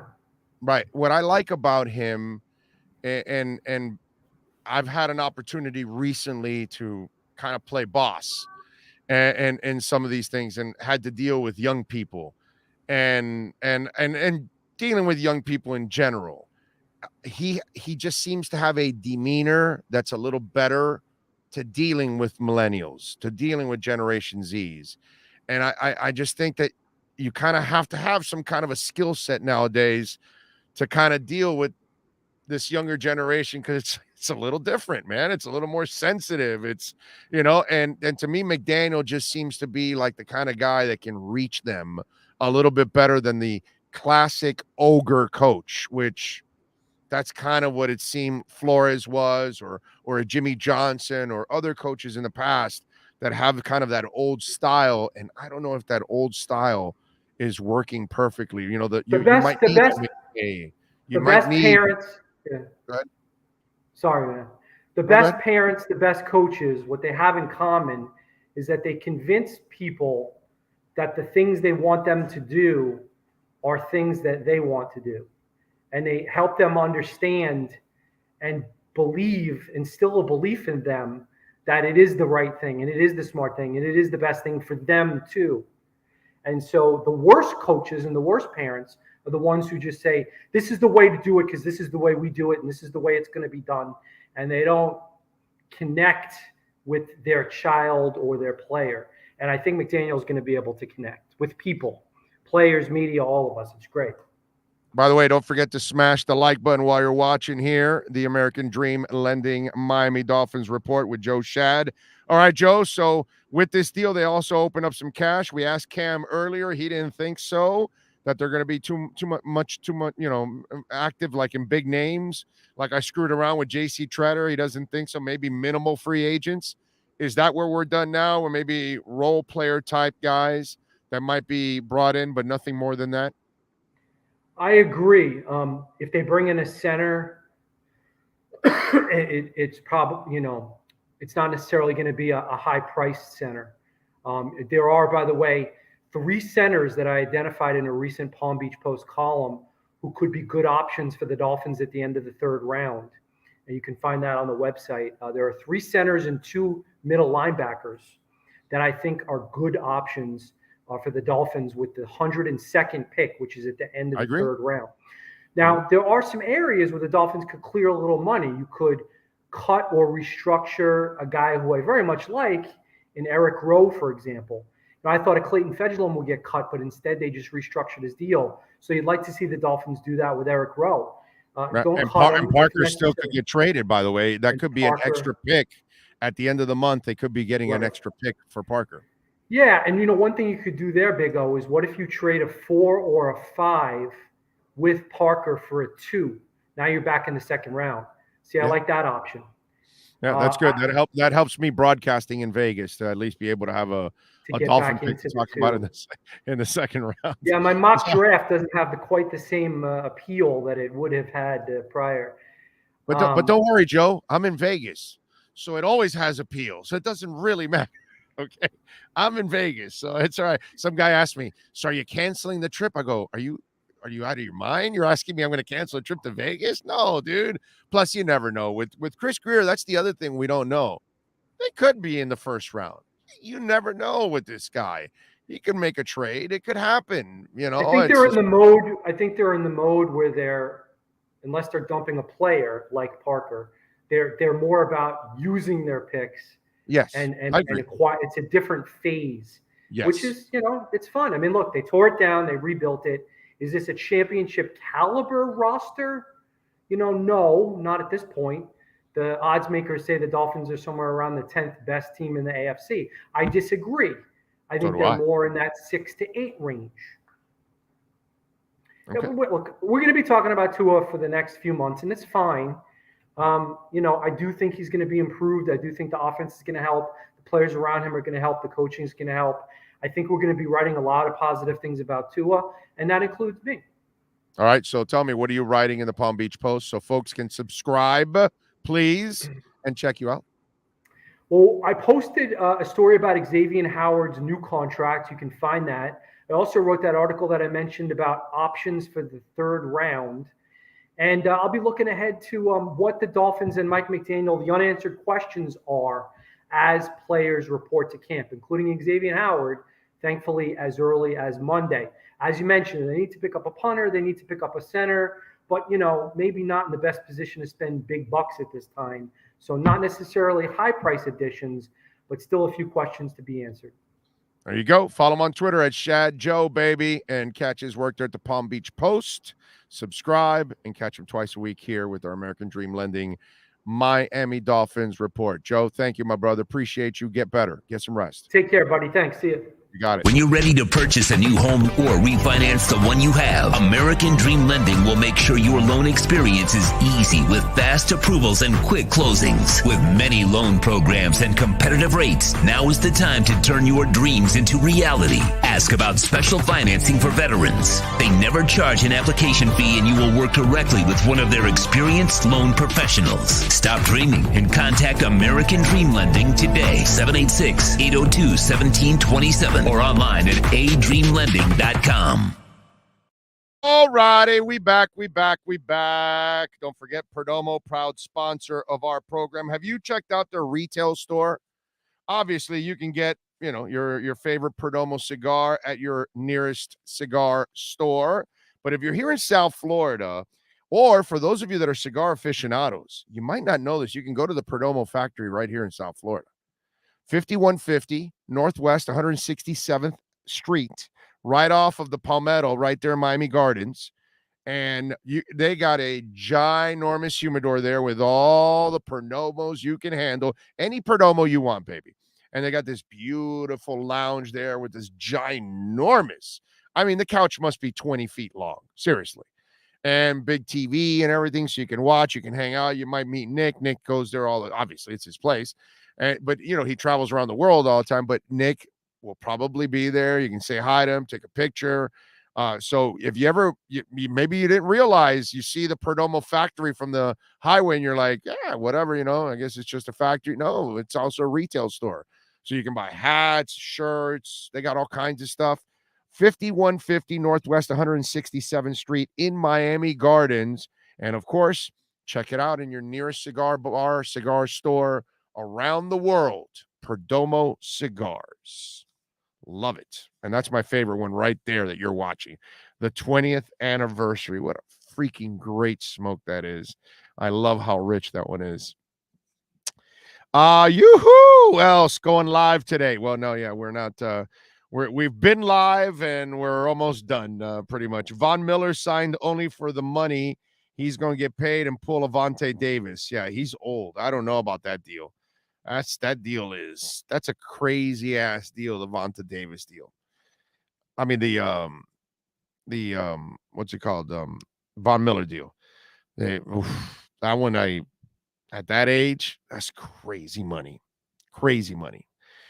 Pauly out, went Feliciano, no loss, dumped Darrell Williams as overpaid guard, Pro Bowl left guard, Saffold, re-sign. I don't know what the hell you're okay. Let's see what else. Bills are great. Don't get me wrong. I just believe we can split our matchup. I think so too. Listen, I think the players are in place. You add a couple more in the draft. It's up to Mike. It's up to Mike now, man. It's up to Mike McDaniel and his staff. Brian Flores had a playoff team last year and failed miserably. That's why he got fired. Because the three guys in the front office, Chris Greer, Marvin Allen, and Reggie McKenzie, sat there looking at themselves going, what the hell is going on here? We didn't build a 1-7 team, and this clown can't build a staff. So don't get anything wrong here twisted. That was a playoff team last year. And Brian Flores effed it up completely. Brian Flores and his clown-ass show of coaches screwed this up last year. I'm not telling you the Dolphins are going to make this great impact in the playoffs, not with those clowns running the show. And that's what Chris Greer, Marvin Allen, and Reggie McKenzie, they got lucky. They got lucky that they got to make a mistake. Because normally They're done. So the beautiful thing is, and what I love about what Chris Grier did was he had the balls, so did Reggie and Marvin, because all three of them, I'm sure, made this decision and said, if we don't fire this guy now, we will never make it. We are not going down with the Titanic. This idiot keeps fighting with us at everything, cock blocking us at almost everything we want to do. And most of the stuff that he wants to do becomes a disaster. We cannot continue. And that was the ballsy move. Get rid of his ass, because a lot of you were suckered. 7-game winning streak. How do you get rid of him? They got rid of him because he was 1-7. So now it's up to Mike McDaniel. So Mike McDaniel and his staff have got to get it done, man. This is a 9-10 win team and should have been more last year. So Mike McDaniel, dude, your job is, that offense sucked. You make it decent, you're in the playoffs. You make it good, you can make a run in the playoffs. So it's up to you now, Mike McDaniel and staff, to get it done. That's how this equation is broken down. That's the part that I think a lot of Dolphin fans have lost sight of. We had the playoff team last year. It was Brian Flores with his doesn't know how to challenge, can't find an offensive staff. This is the guy and the reason why you weren't in the playoffs last year. But unfortunately, some of you create these narratives that are ridiculous. Oh, because it's just short-term memory. Remember we talked about that earlier on the show with the X contract and all that stuff? Short-term memory. Oh my God, the winning streak, he's awesome. But what, you forgot 1-7? You can't have, one without the other.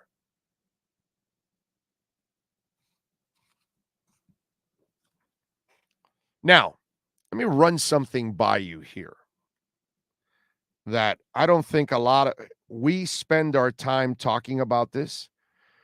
And I think I thought about this, and I think we're all looking at it wrong. We are.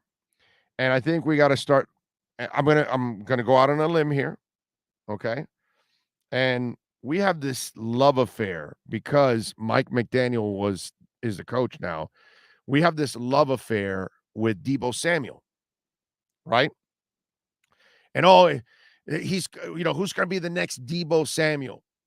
And I think the coach has talked about how much of a freak that guy is and how that player developed into being that player, Deebo Samuel, because he's a running back at heart. And what we have to stop thinking is, who's going to be Deebo Samuel on this team? No one is going to be Deebo Samuel on this team. But the spirit of Deebo Samuel is going to exist. And the Dolphins, and Mike McDaniel, Dolphin Nation, has the potential of having a better Deebo Samuel. How do you like that? I'm just letting it marinate a little bit there so you can sit on it, kind of like what you do with a Perdomo cigar. You take that puff, you taste it, the richness, the flavor, the full body smoke that is a 20th anniversary, and then you let it out and you feel good. But right now you're kind of confused. You're going, better than Deebo Samuel? Oh, what are you smoking? Not a Perdomo. Smoking a funny cigar. No. No funny cigars. We only smoke Perdomos. Mike McDaniel has an opportunity to attack teams with multiple Deebo Samuels. Nobody's Deebo, but you'll use Tyreek Hill in a Deebo Samuels type play. You'll use Cedric Wilson in a Deebo Samuels play. You'll use Jalen Waddle in a Deebo Samuels play. You'll use Alec Ingold in a Deebo Samuels play. That's what's going to end up happening. It's going to be Chase Edmonds playing a little Deebo Samuel. It's going to be Mostert playing a little Deebo Samuel. That's what's going to happen, ladies and gentlemen. The Deebo Samuel playbook is going to be shared by multiple people because he's going to be able to move the chess pieces around and attack teams different ways. And instead of teams keying on Deebo Samuel, you don't know who's going to run the Deebo Samuel one, because last play it was Waddle. The other play it was Chase. This play it's Tyreek. That play it's Cedric. So think about that. He's going to have to play the Deebo Samuel role, but he's going to play it in a dynamic way. That's what I feel, because you can't have Cedric fill that whole role. Chase can't do the whole role. I certainly don't want Tyreek Hill ever playing the whole role of Deebo Samuel. But can he play a play or two of that one? Yes, he can. Can Waddle do it? Hell yeah.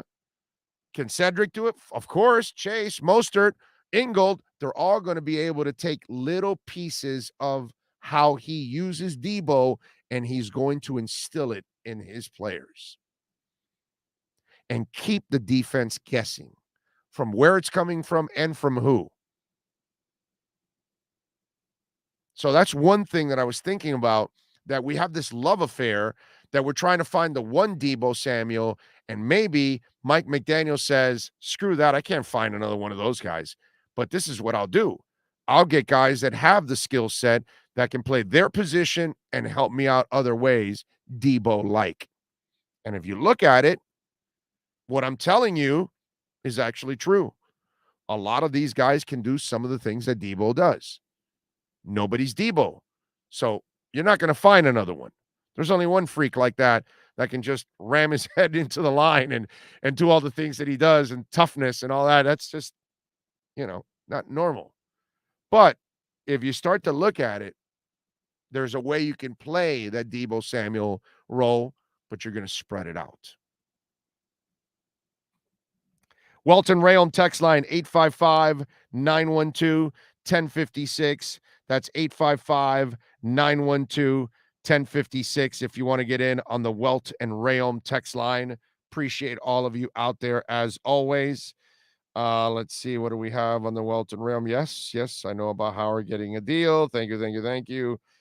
What else here? No. Yes. Oh, do you think they'll be more active? No, we've been talking about this there. I don't think so either. I don't think JC Tretter's coming. I don't think that kind of a player anymore is going to be added. I think they've done what they're going to do. Okay. Let's see. Mark says, oh no, he's talking to Carla. Let's see. Big O, do you think most of the team will be there on April 4th? Yeah, I do. I do. I wouldn't even be surprised if X is there with his new deal. Maybe not doing a lot because he's a veteran. He doesn't really need, those kind of guys. You don't really, it's not like I'm worried about him to know the system or anything like that.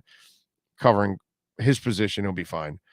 Thomas says, going to love it when the defenses are in dime and Ingold blowing up these DBs on running plays. Can't wait. Yep. I'm with you, Thomas. I'm with you. Big O, just a random question. Who is more toxic on an NFL team? T.O. or A.B.? Ooh, that's a good one. I think they're both toxic, but I'm going to go T.O. Because AB stuff most of it has been off the field. The jet thing at the end, but it's really not on the field always. It's mostly off the field stuff. If memory serves me right, stupidity in the locker room with the filming, all the incidents outside with a massage person, the condo stuff, the truck guy, not paying that person, not paying this. But T.O. was very disruptive in the locker room, and disruptive in the fact that he created controversies with his quarterback, at times, whether it was Romo, whether McNabb for sure, Jeff Garcia, whatever. So T.O. was one of those guys that he was a terrific talent. We all know it, but somehow or another, nobody could keep him around, you know? So I would go with that. You know, Antonio Brown's won 2 titles. So somehow or another, he at least kept it cool enough on the field. I know he had a little run-in with Ben, right? I remember. But it's been mostly off, whereas with T.O., it was all on. It was all on the field, the locker rooms. It was always that, because T.O.'s not a bad dude outside of the field. He's not a criminal. He's not hitting women. He's not robbing anything. He's not passing bad checks like a Art Schlichter or something. Nothing. The guy does nothing. He's a standout citizen, just like you and me, outside of the field. Now, on the field, yeah, I got to go T.O. How weird is that? Yeah. Even though AB's more of the criminal, but T.O. was more disruptive in the locker room, actually, on the team. So I'll go T.O. Please smash the like button. Got over 300 people right now watching on a beautiful Saturday, which I'm actually amazed. 170 have hit the like button. So let's go, man. We got 324 people watching right now. AB has one. Oh, he didn't win the second one? I thought he was on the second one with Big Ben. Oh no, you're right. He wasn't there yet. That was the other kid from Belglade, Immokalee, whatever. What's his name? Santonio Holmes, right? That's right. It was the Santonio Holmes one. You are correct. You are correct, sir. Big O putting in that work today. Greatly appreciated. Thank you, sir.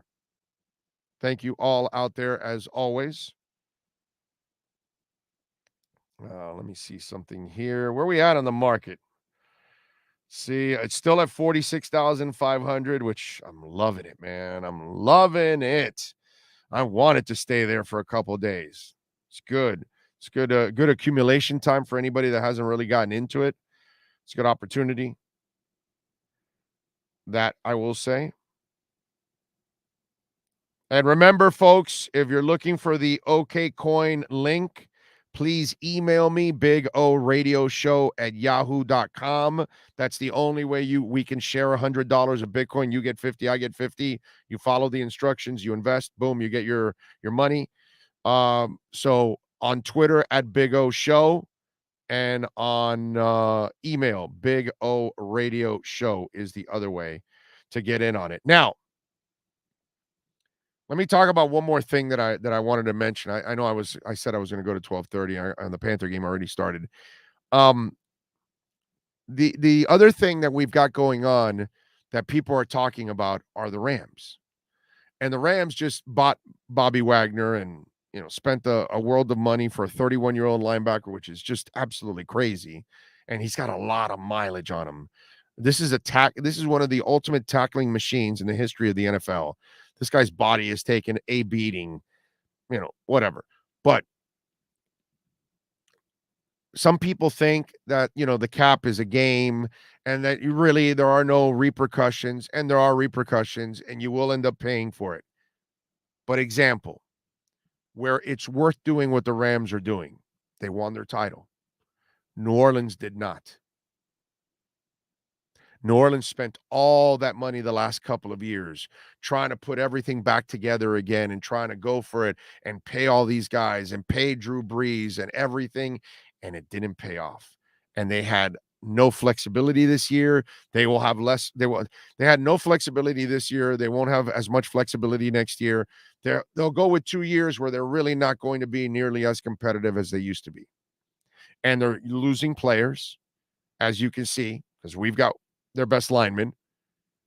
So this is a problem that you will then eventually you will have to pay the price. But if you take that road, it's either or. Now the Rams eventually are going to have to cut a whole bunch of people, and they're going to have to pare down their team, and it might be a year or two away from that when they have the major repercussions for pushing all that money back, right? But they won their title. So they're going for it again, and they're trying to get a second title out of this run before they've got to then restructure, bring everything back, kind of like what the Dolphins did that first year, that Chris Greer says, I'm cutting everybody, trading everything away, and just cleaning the slate and taking all the dead money on the 1 year and then move over and turn it around, because that's what you have to do. It's a credit card. Eventually, you're going to have to pay it. People think it's a joke, but there will be a day of reckoning. But the day of reckoning doesn't matter if there are Lombardi trophies there. Did you win one? Yes. Screw it, dude.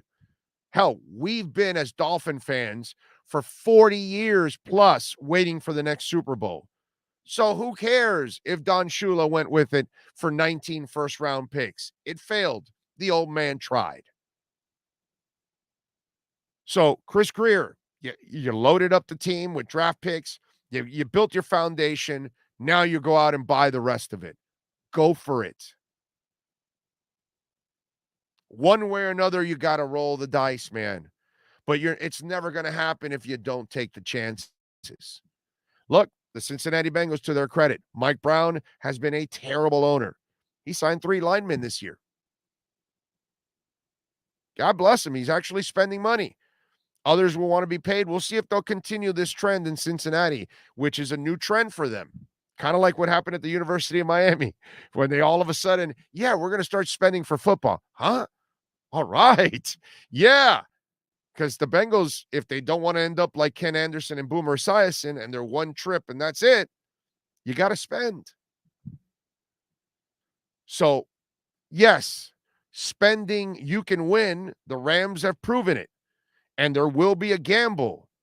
The Saints have proven it. If you don't get it done, you will then be stuck in limbo for a couple of years because you have to pay the piper and you have to pay the dead cap money. That's just the way it is. It's coming for the Rams. It will happen, but it won't matter because they've got their hardware. And if they get another one this year, then it becomes, that's why other teams are saying, F it. Let's take a chance. Let's spend some money. Let's see if it works. We've been doing this draft stuff, and it hasn't worked. And if you're not good at drafting and developing, it's going to be hard. But at one point or another, you're going to have to buy players to put you over the top. The Dolphins were in a tough position.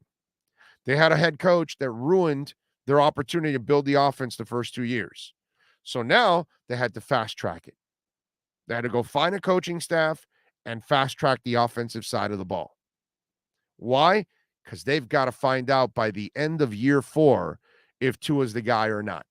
And no matter what I believe, or some of you believe that believe in Tua like I do, or those that don't, the facts are they have to play the kid and give him a chance to win. And they personally, professionally, have to find out about the kid for the next 2 years so they can give him the contract and freaking settle the franchise quarterback position here finally, after Marino retired 20-something years ago now.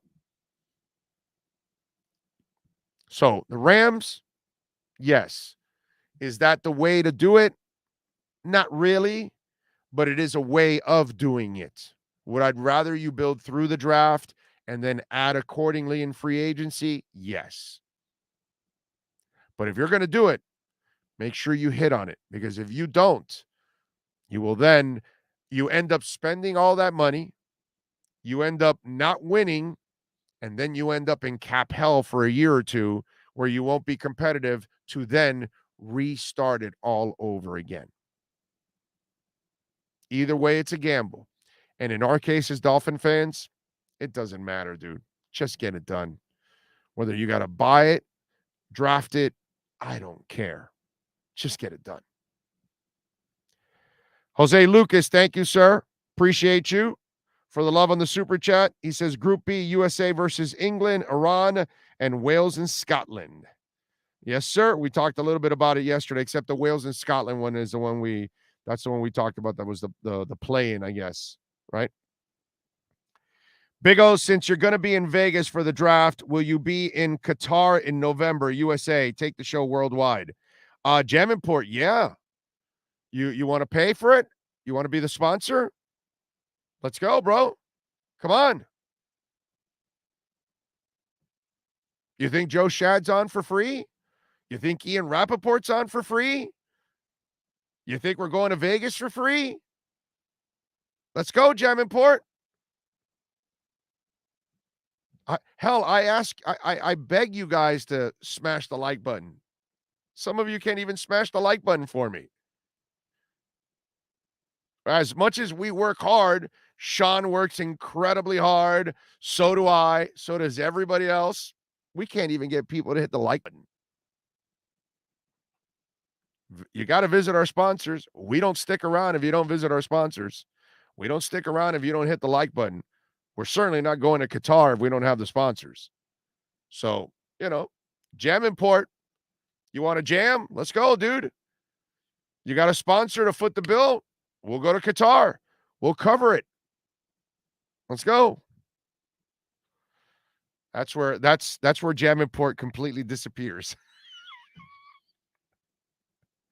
See, Eddie Lepp goes, hey, you should come up to Daytona Flagler Beach to go do a show. I said, well, is there a sponsor?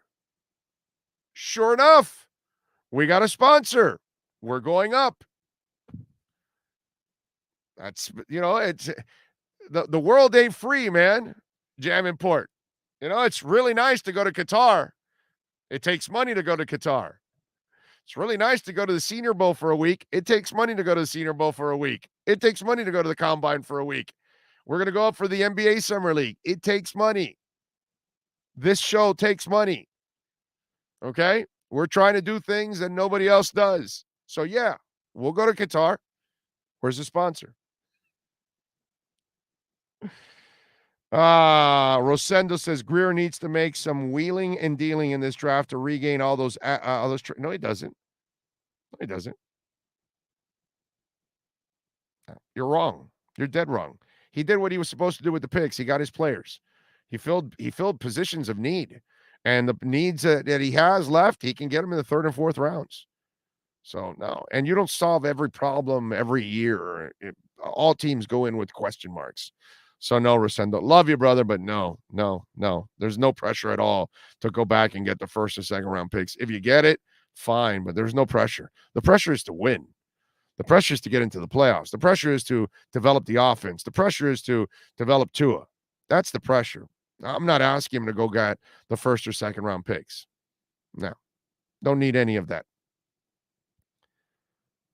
Pronounce Qatar, not Qatar. Qatar? Really? Spare us the Qatar. What band was that? Let's go. Who's got it first? 319 people. Spare us the Qatar. Come on. Let's go. Who's got it? 319. Who's got the skills? Who can name that tune with 3 words? And this time I didn't mention the band like I did with the Kiss reference. Big O, I'm loving this Saturday stream. Do you think maybe you can make it a weekly roundup of maybe bringing some fans on before you on the stream? No. I work a lot, dude. You just want me to work more? No. This is just not something that I normally do. It's just because X signed. And so I figured we'd do this and not wait till Monday. Jay-Z? No. Wu-Tang? No. Nobody can get it, huh?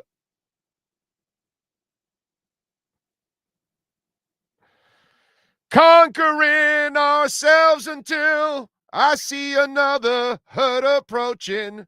Say you can, say you will, not just another drop in the ocean. Nothing. God. Panthers are down 2-1. Does that really matter? Huh? Thomas, do you ever get concerned about the Panthers trailing? Because I don't anymore. I am so spoiled with these guys that I expect them to storm back and score 8 goals on your ass and win. That's how good they are. Oh, man. Thanks for the great Saturday show. Thank you, Murphy, for tuning in. I appreciate you, man. It's because we love seeing you. That's all, big dog. Thank you. I appreciate it. Nobody got it. Wow. Not one person sounded like a Styx anthem. Wow. That's amazing. None of you know that band. I don't have any 80s New Wave fans here. No alternative waves, 80s New Waves fans here.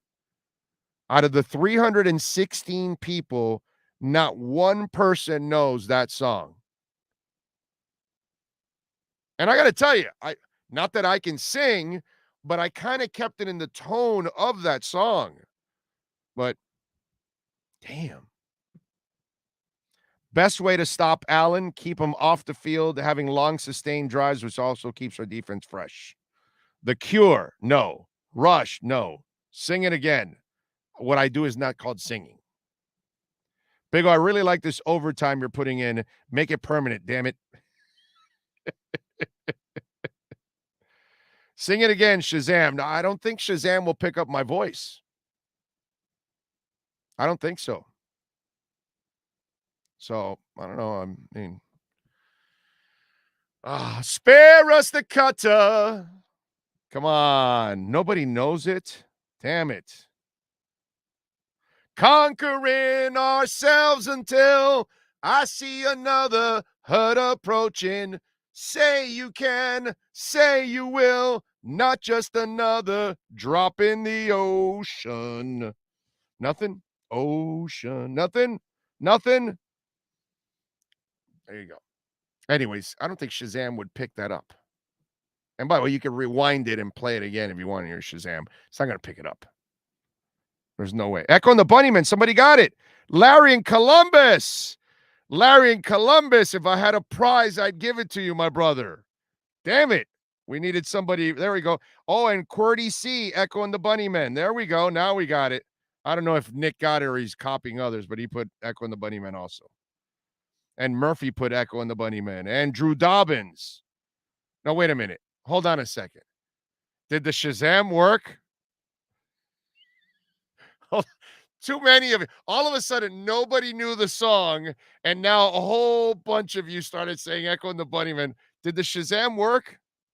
No, Lips Like Sugar is their most famous song.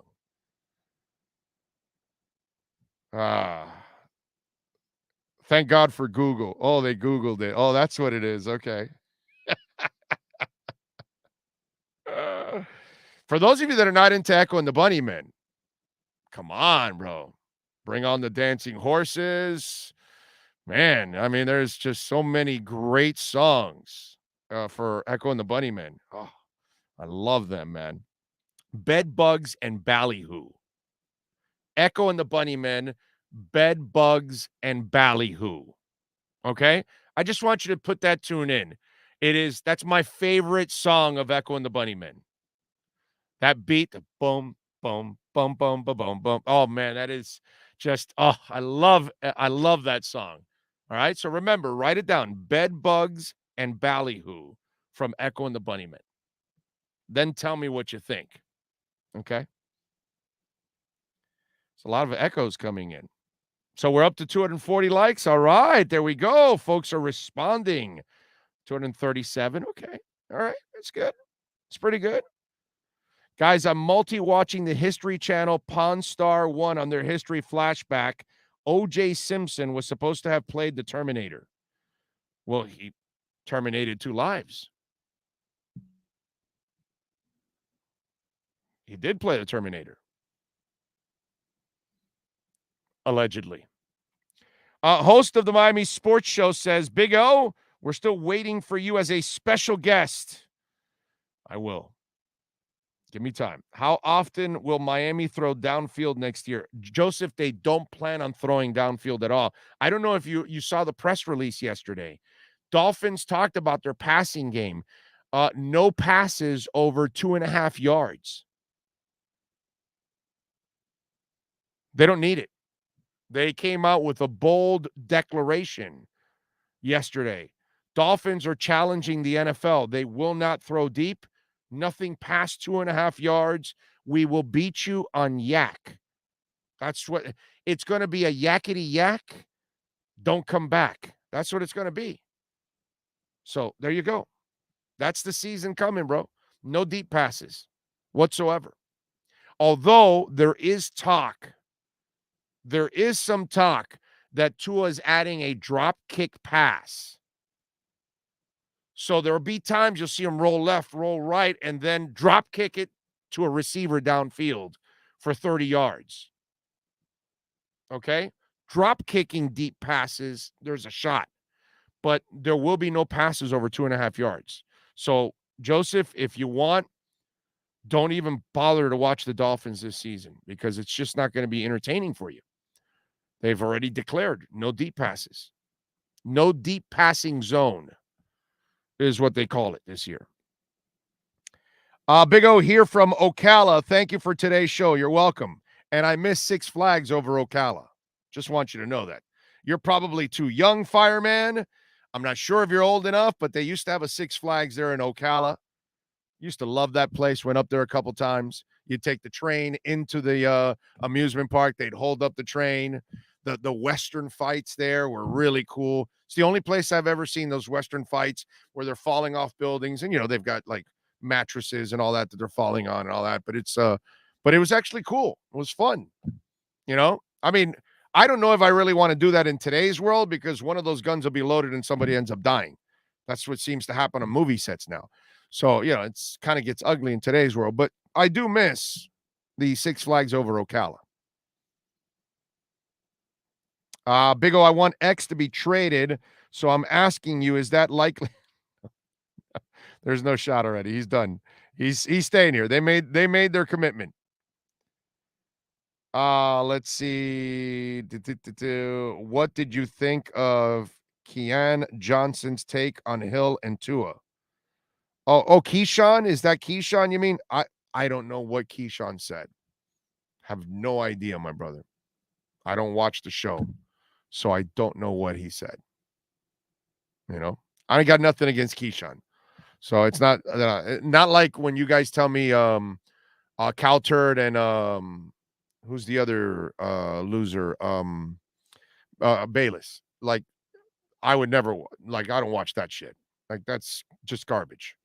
You know what I mean? I got nothing against Keyshawn's with Jay Will and is it Zubin or something like that, right? I don't watch the show.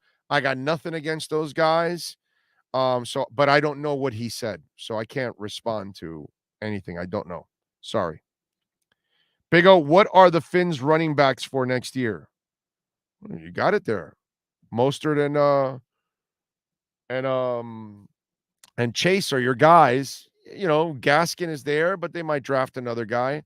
In the third, fourth rounds, and fifth, you can actually see a running back being drafted. So that position's not done yet, but Chase and Mostert are your main guys. I think there's a chance they draft a young guy that they feel might fit what they do, like the Cook kid from Georgia. He could be in that area. That might be a guy that you take at that point. What do you feel are still the needs for the Finns? Middle linebacker. You can add another defensive tackle. You can add another running back. You can add a returner. You can add another corner if you wanted to. You can never have enough. Punter, for sure. Yeah, those are some of the positions. Not a lot. It's not a lot. You can add another lineman too. If you want another young lineman to compete with the rest of the guys there, a late pick, you can do something like that. I think those things can all be possible. Dolphins are going to be a run-heavy team next year. We have mostly O and tight ends coaches running the offense. Defense will be rested and fresh. All the explosive 3-play TD drives, tire out defenses. Yeah, and you'll get big plays like that too. When you're running and punishing them, that's when you hit them over the top all the time. So, I was joking around with the other guy. I hope he picked up on it. But I think Tua is going to hit a bunch of bombs this year. He's going to have a bunch of opportunities because you've got Hill and you've got what's it called? Waddle. And if you're going to punish them with the run, all the time, one of those guys are going to end up with one-on-ones, and two is going to go, I'm winning that one every single time, and I'm going house. Okay. By the way, Ray Martinez, thank you, sir, for the love on the Cash App. Very kind of you, my friend. I appreciate you, man. Thank you for supporting us on the show. All right. It's very important that you guys support us, smashing the like button, visiting our sponsors. All of those things are just absolutely priceless for all of us, man. So thank you all out there, as always. Cash App and Venmo, Cash Big O Show is the other way you guys can make a donation, just like that gentleman just did right now. Appreciate you, Ray Martinez, baby. Appreciate you. That's very nice of you. Let's see. Parker traded to Pats. I don't know if I doubt they would even do that. You know, why does Omar Kelly have so much hate on the Dolphins? Omar doesn't hate the Dolphins, dude. It's just Omar's very emotional. And I think he's, secretly, I think he's such a hardcore Dolphins fan that it hurts him to see how bad they've been and that he has to cover them every year. And that I think deep down inside, he really wants them to win and cover it, but it beats him down the losing. You know what I mean? And it's tough, man. It's tough. None of you fans have to literally walk in there, which, by the way, they're going back to the locker rooms this year. But none of you guys have to deal with this every day and write about it and ask them.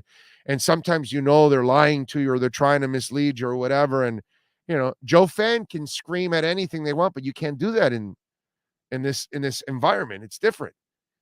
And so Joe Fan can say whatever they want from their couch and nobody cares. Nobody's listening. But as a reporter, it's so much more difficult to handle this whole situation. So every day you're writing about this. Every day you're covering it. And every day, and then you got to call things like it is. So when a player is really struggling and you've got to write about it and all that, and it's a different life to actually live it and cover it. Nobody is covering everything you do at your job every single day. And every day they're keeping notes of how good or how bad you are at your job. They're not doing it. If they did, oh my God. Right? So that would be a different life that you would live a different microscope. So does a reporter. A writer lives under a different microscope than us as fans. You know what I mean? Or even me as a radio guy, I don't have to talk about it every day. I've been doing it for 32 years. Hell, what did I start this show with? For those of you that were with us early on, about what I was tired most about our Dolphin Nation, what I want to disappear from our Dolphins Nation. I'm not going to repeat it because all you got to do is rewind and listen, but to kind of bring it full circle. Let's see. It hurts all of us. I get it. Yeah, but it's different when you have to like every day you got to walk in there and face it and talk about it and ask all the questions that it can't be fun for them to try to answer. It's just different, man. Whole different ballgame. All right. Let's see what we got going on here in the market, by the way. See how the market is doing. It's doing solid still. We're having a good old Saturday. It's 46.5. By the way, any of you go Cadena? Huh? Anybody go Cadena?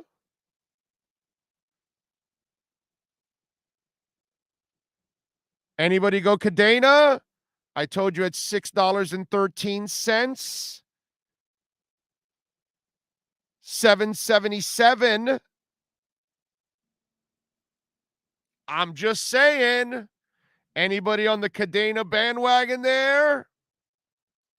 I'm just $6.13. I just told you about a week ago. Maybe that. It's at $7.77. Just saying. I talked about Secret Network yesterday. It's up to $6.61. I'm just saying. I got it at 534, and it's at 631. Just saying. Just saying. Anyway, Big O, it's all about Solana. I'm so pissed. I didn't buy it when it was $88 a few weeks ago. You should have. By the way, did you see what happened with Solana, Jason? Solana now is going to use Ethereum's layer 2 to help. They're going to team with Ethereum now to help them. Remember, they've had some setbacks recently where they've gotten overloaded. They had too many transactions and it bogged down the system. And Solana got shut down a couple times, one for an entire day, another one for like 14 hours or something like that, that it brought the system down to a crawl. So they obviously are now teaming up with the Ethereum network because Ethereum is the Mac Daddy of all Mac Daddies. You know, you should have bought Ethereum when it went down to 24 and 2,500 because it's up to 35, 3,600 right now. So Solana needs this in a big time way. Okay. And you should get a rise out of Solana. I like Avalanche a little better as an investment in Solana, but Solana is not bad. And it was very smart what they did teaming up with Ethereum because Ethereum's in the middle of finishing off layer 2. And once layer 2 is set, they're scaling and everything else. It's just when layer 2 goes, that's when the decoupling of Ethereum from Bitcoin happens and it goes off on its own. It's already had its moments in the last year where it's decoupled from Bitcoin at times. It will completely decouple from Bitcoin and others will too. Cardano, once they put in their last thing, they're going to decouple and they're going to go on their own. They're going to be a monster too. So it's just, you do not build this overnight. This takes a couple of years to build. But those of us that hang in there and buy early, we're going to be the ones that are going to be benefiting down the line. Okay. Let's see. Did they really trade Parker? Are you guys joking with me here? Because I am not following. I'm not online here, like looking at Pro Football Talk. Did they do that? Let me see. Dolphins have traded Parker. Here we go. Cam Wolf has got it. Let's see. Dolphins will receive a 2023 third-round pick in exchange for wide receiver Devontae Parker and a fifth-round pick per sources. So Miami moves up 2 rounds in next year's draft, in 2023, and is set to have 5 total picks in the first 3 rounds. 2 1s, a 2, and 2 thirds. Chris Greer, bro. Chris freaking Greer. Wow. Wow. Wow. Holy crap. This really happened. And it really was to the Patriots. And, you know, I was just talking and doing the show. I wasn't even paying attention to this. I'm shocked that it's within the division. But then again, what happened with, damn it, what's his name? We have him here, the slot kid that I like a lot. He's such a good little player, and he helps out, and he's such a blue-collar kid. Never going to be special. But what's his name that we traded him for a 5th or 6th rounder, right? And then we got him back after to the Patriots. Somebody help me out. What's the kid's name now? Pull up because I think he's still on the,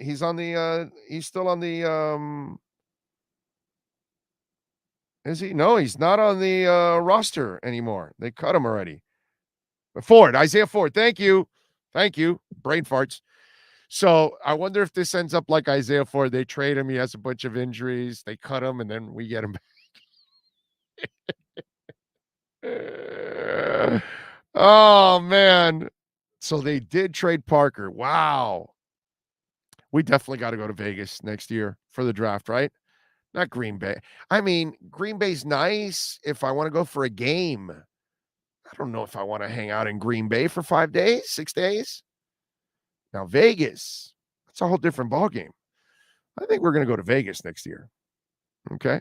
And God willing, we have a hotel commitment and everything for Vegas next year. That'll be good.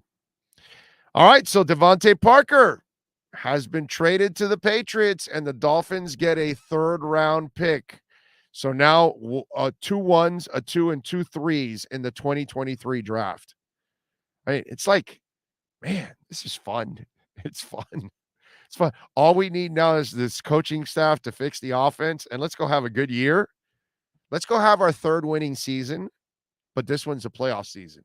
How about that, ladies and gentlemen? Even better, maybe a Super Bowl trip and a win. But no, seriously, let's have another winning season. Let's have a fun offense. Let's have some coaching. Let's have a good time. And, you know, things are primed. And think about this. You spent all that money this year, right? So next year, you don't have to necessarily be a big player in free agency, be a big impact in the draft.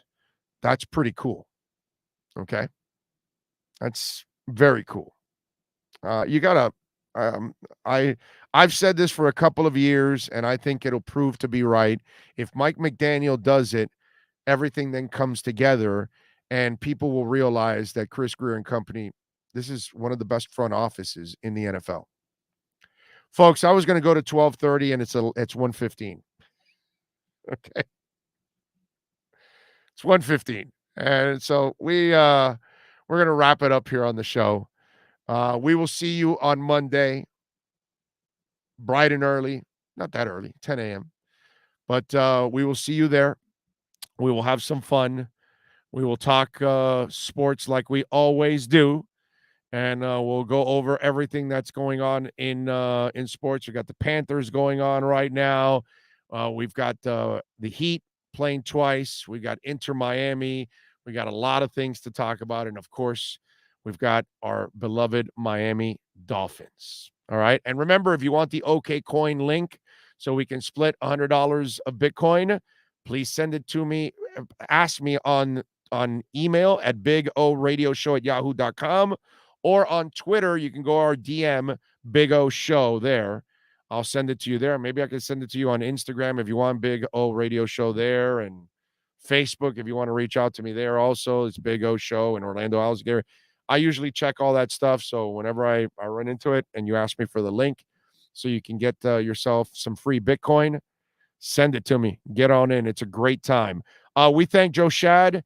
We thank Cameron Wolf, as always. Please smash the like button on the way out while you're watching, while you're listening to the podcast or watching it later on. Please smash it. We will see you on Monday. Love you all out there. Appreciate you all. Show, as always, mastered by the great Sean Stanley. Thank you all out there. We'll see you Monday. Oh, I think I know what this is. Houston, we have a package. Hello? No matter where you are, the Sloman Shield home security system guards your home. With next-gen perimeter protection, 24/7 monitoring, and interior motion sensing. And right now, get a free Sloman Shield security system and doorbell camera, all professionally installed, for free. Shield your world, the Sloman Shield.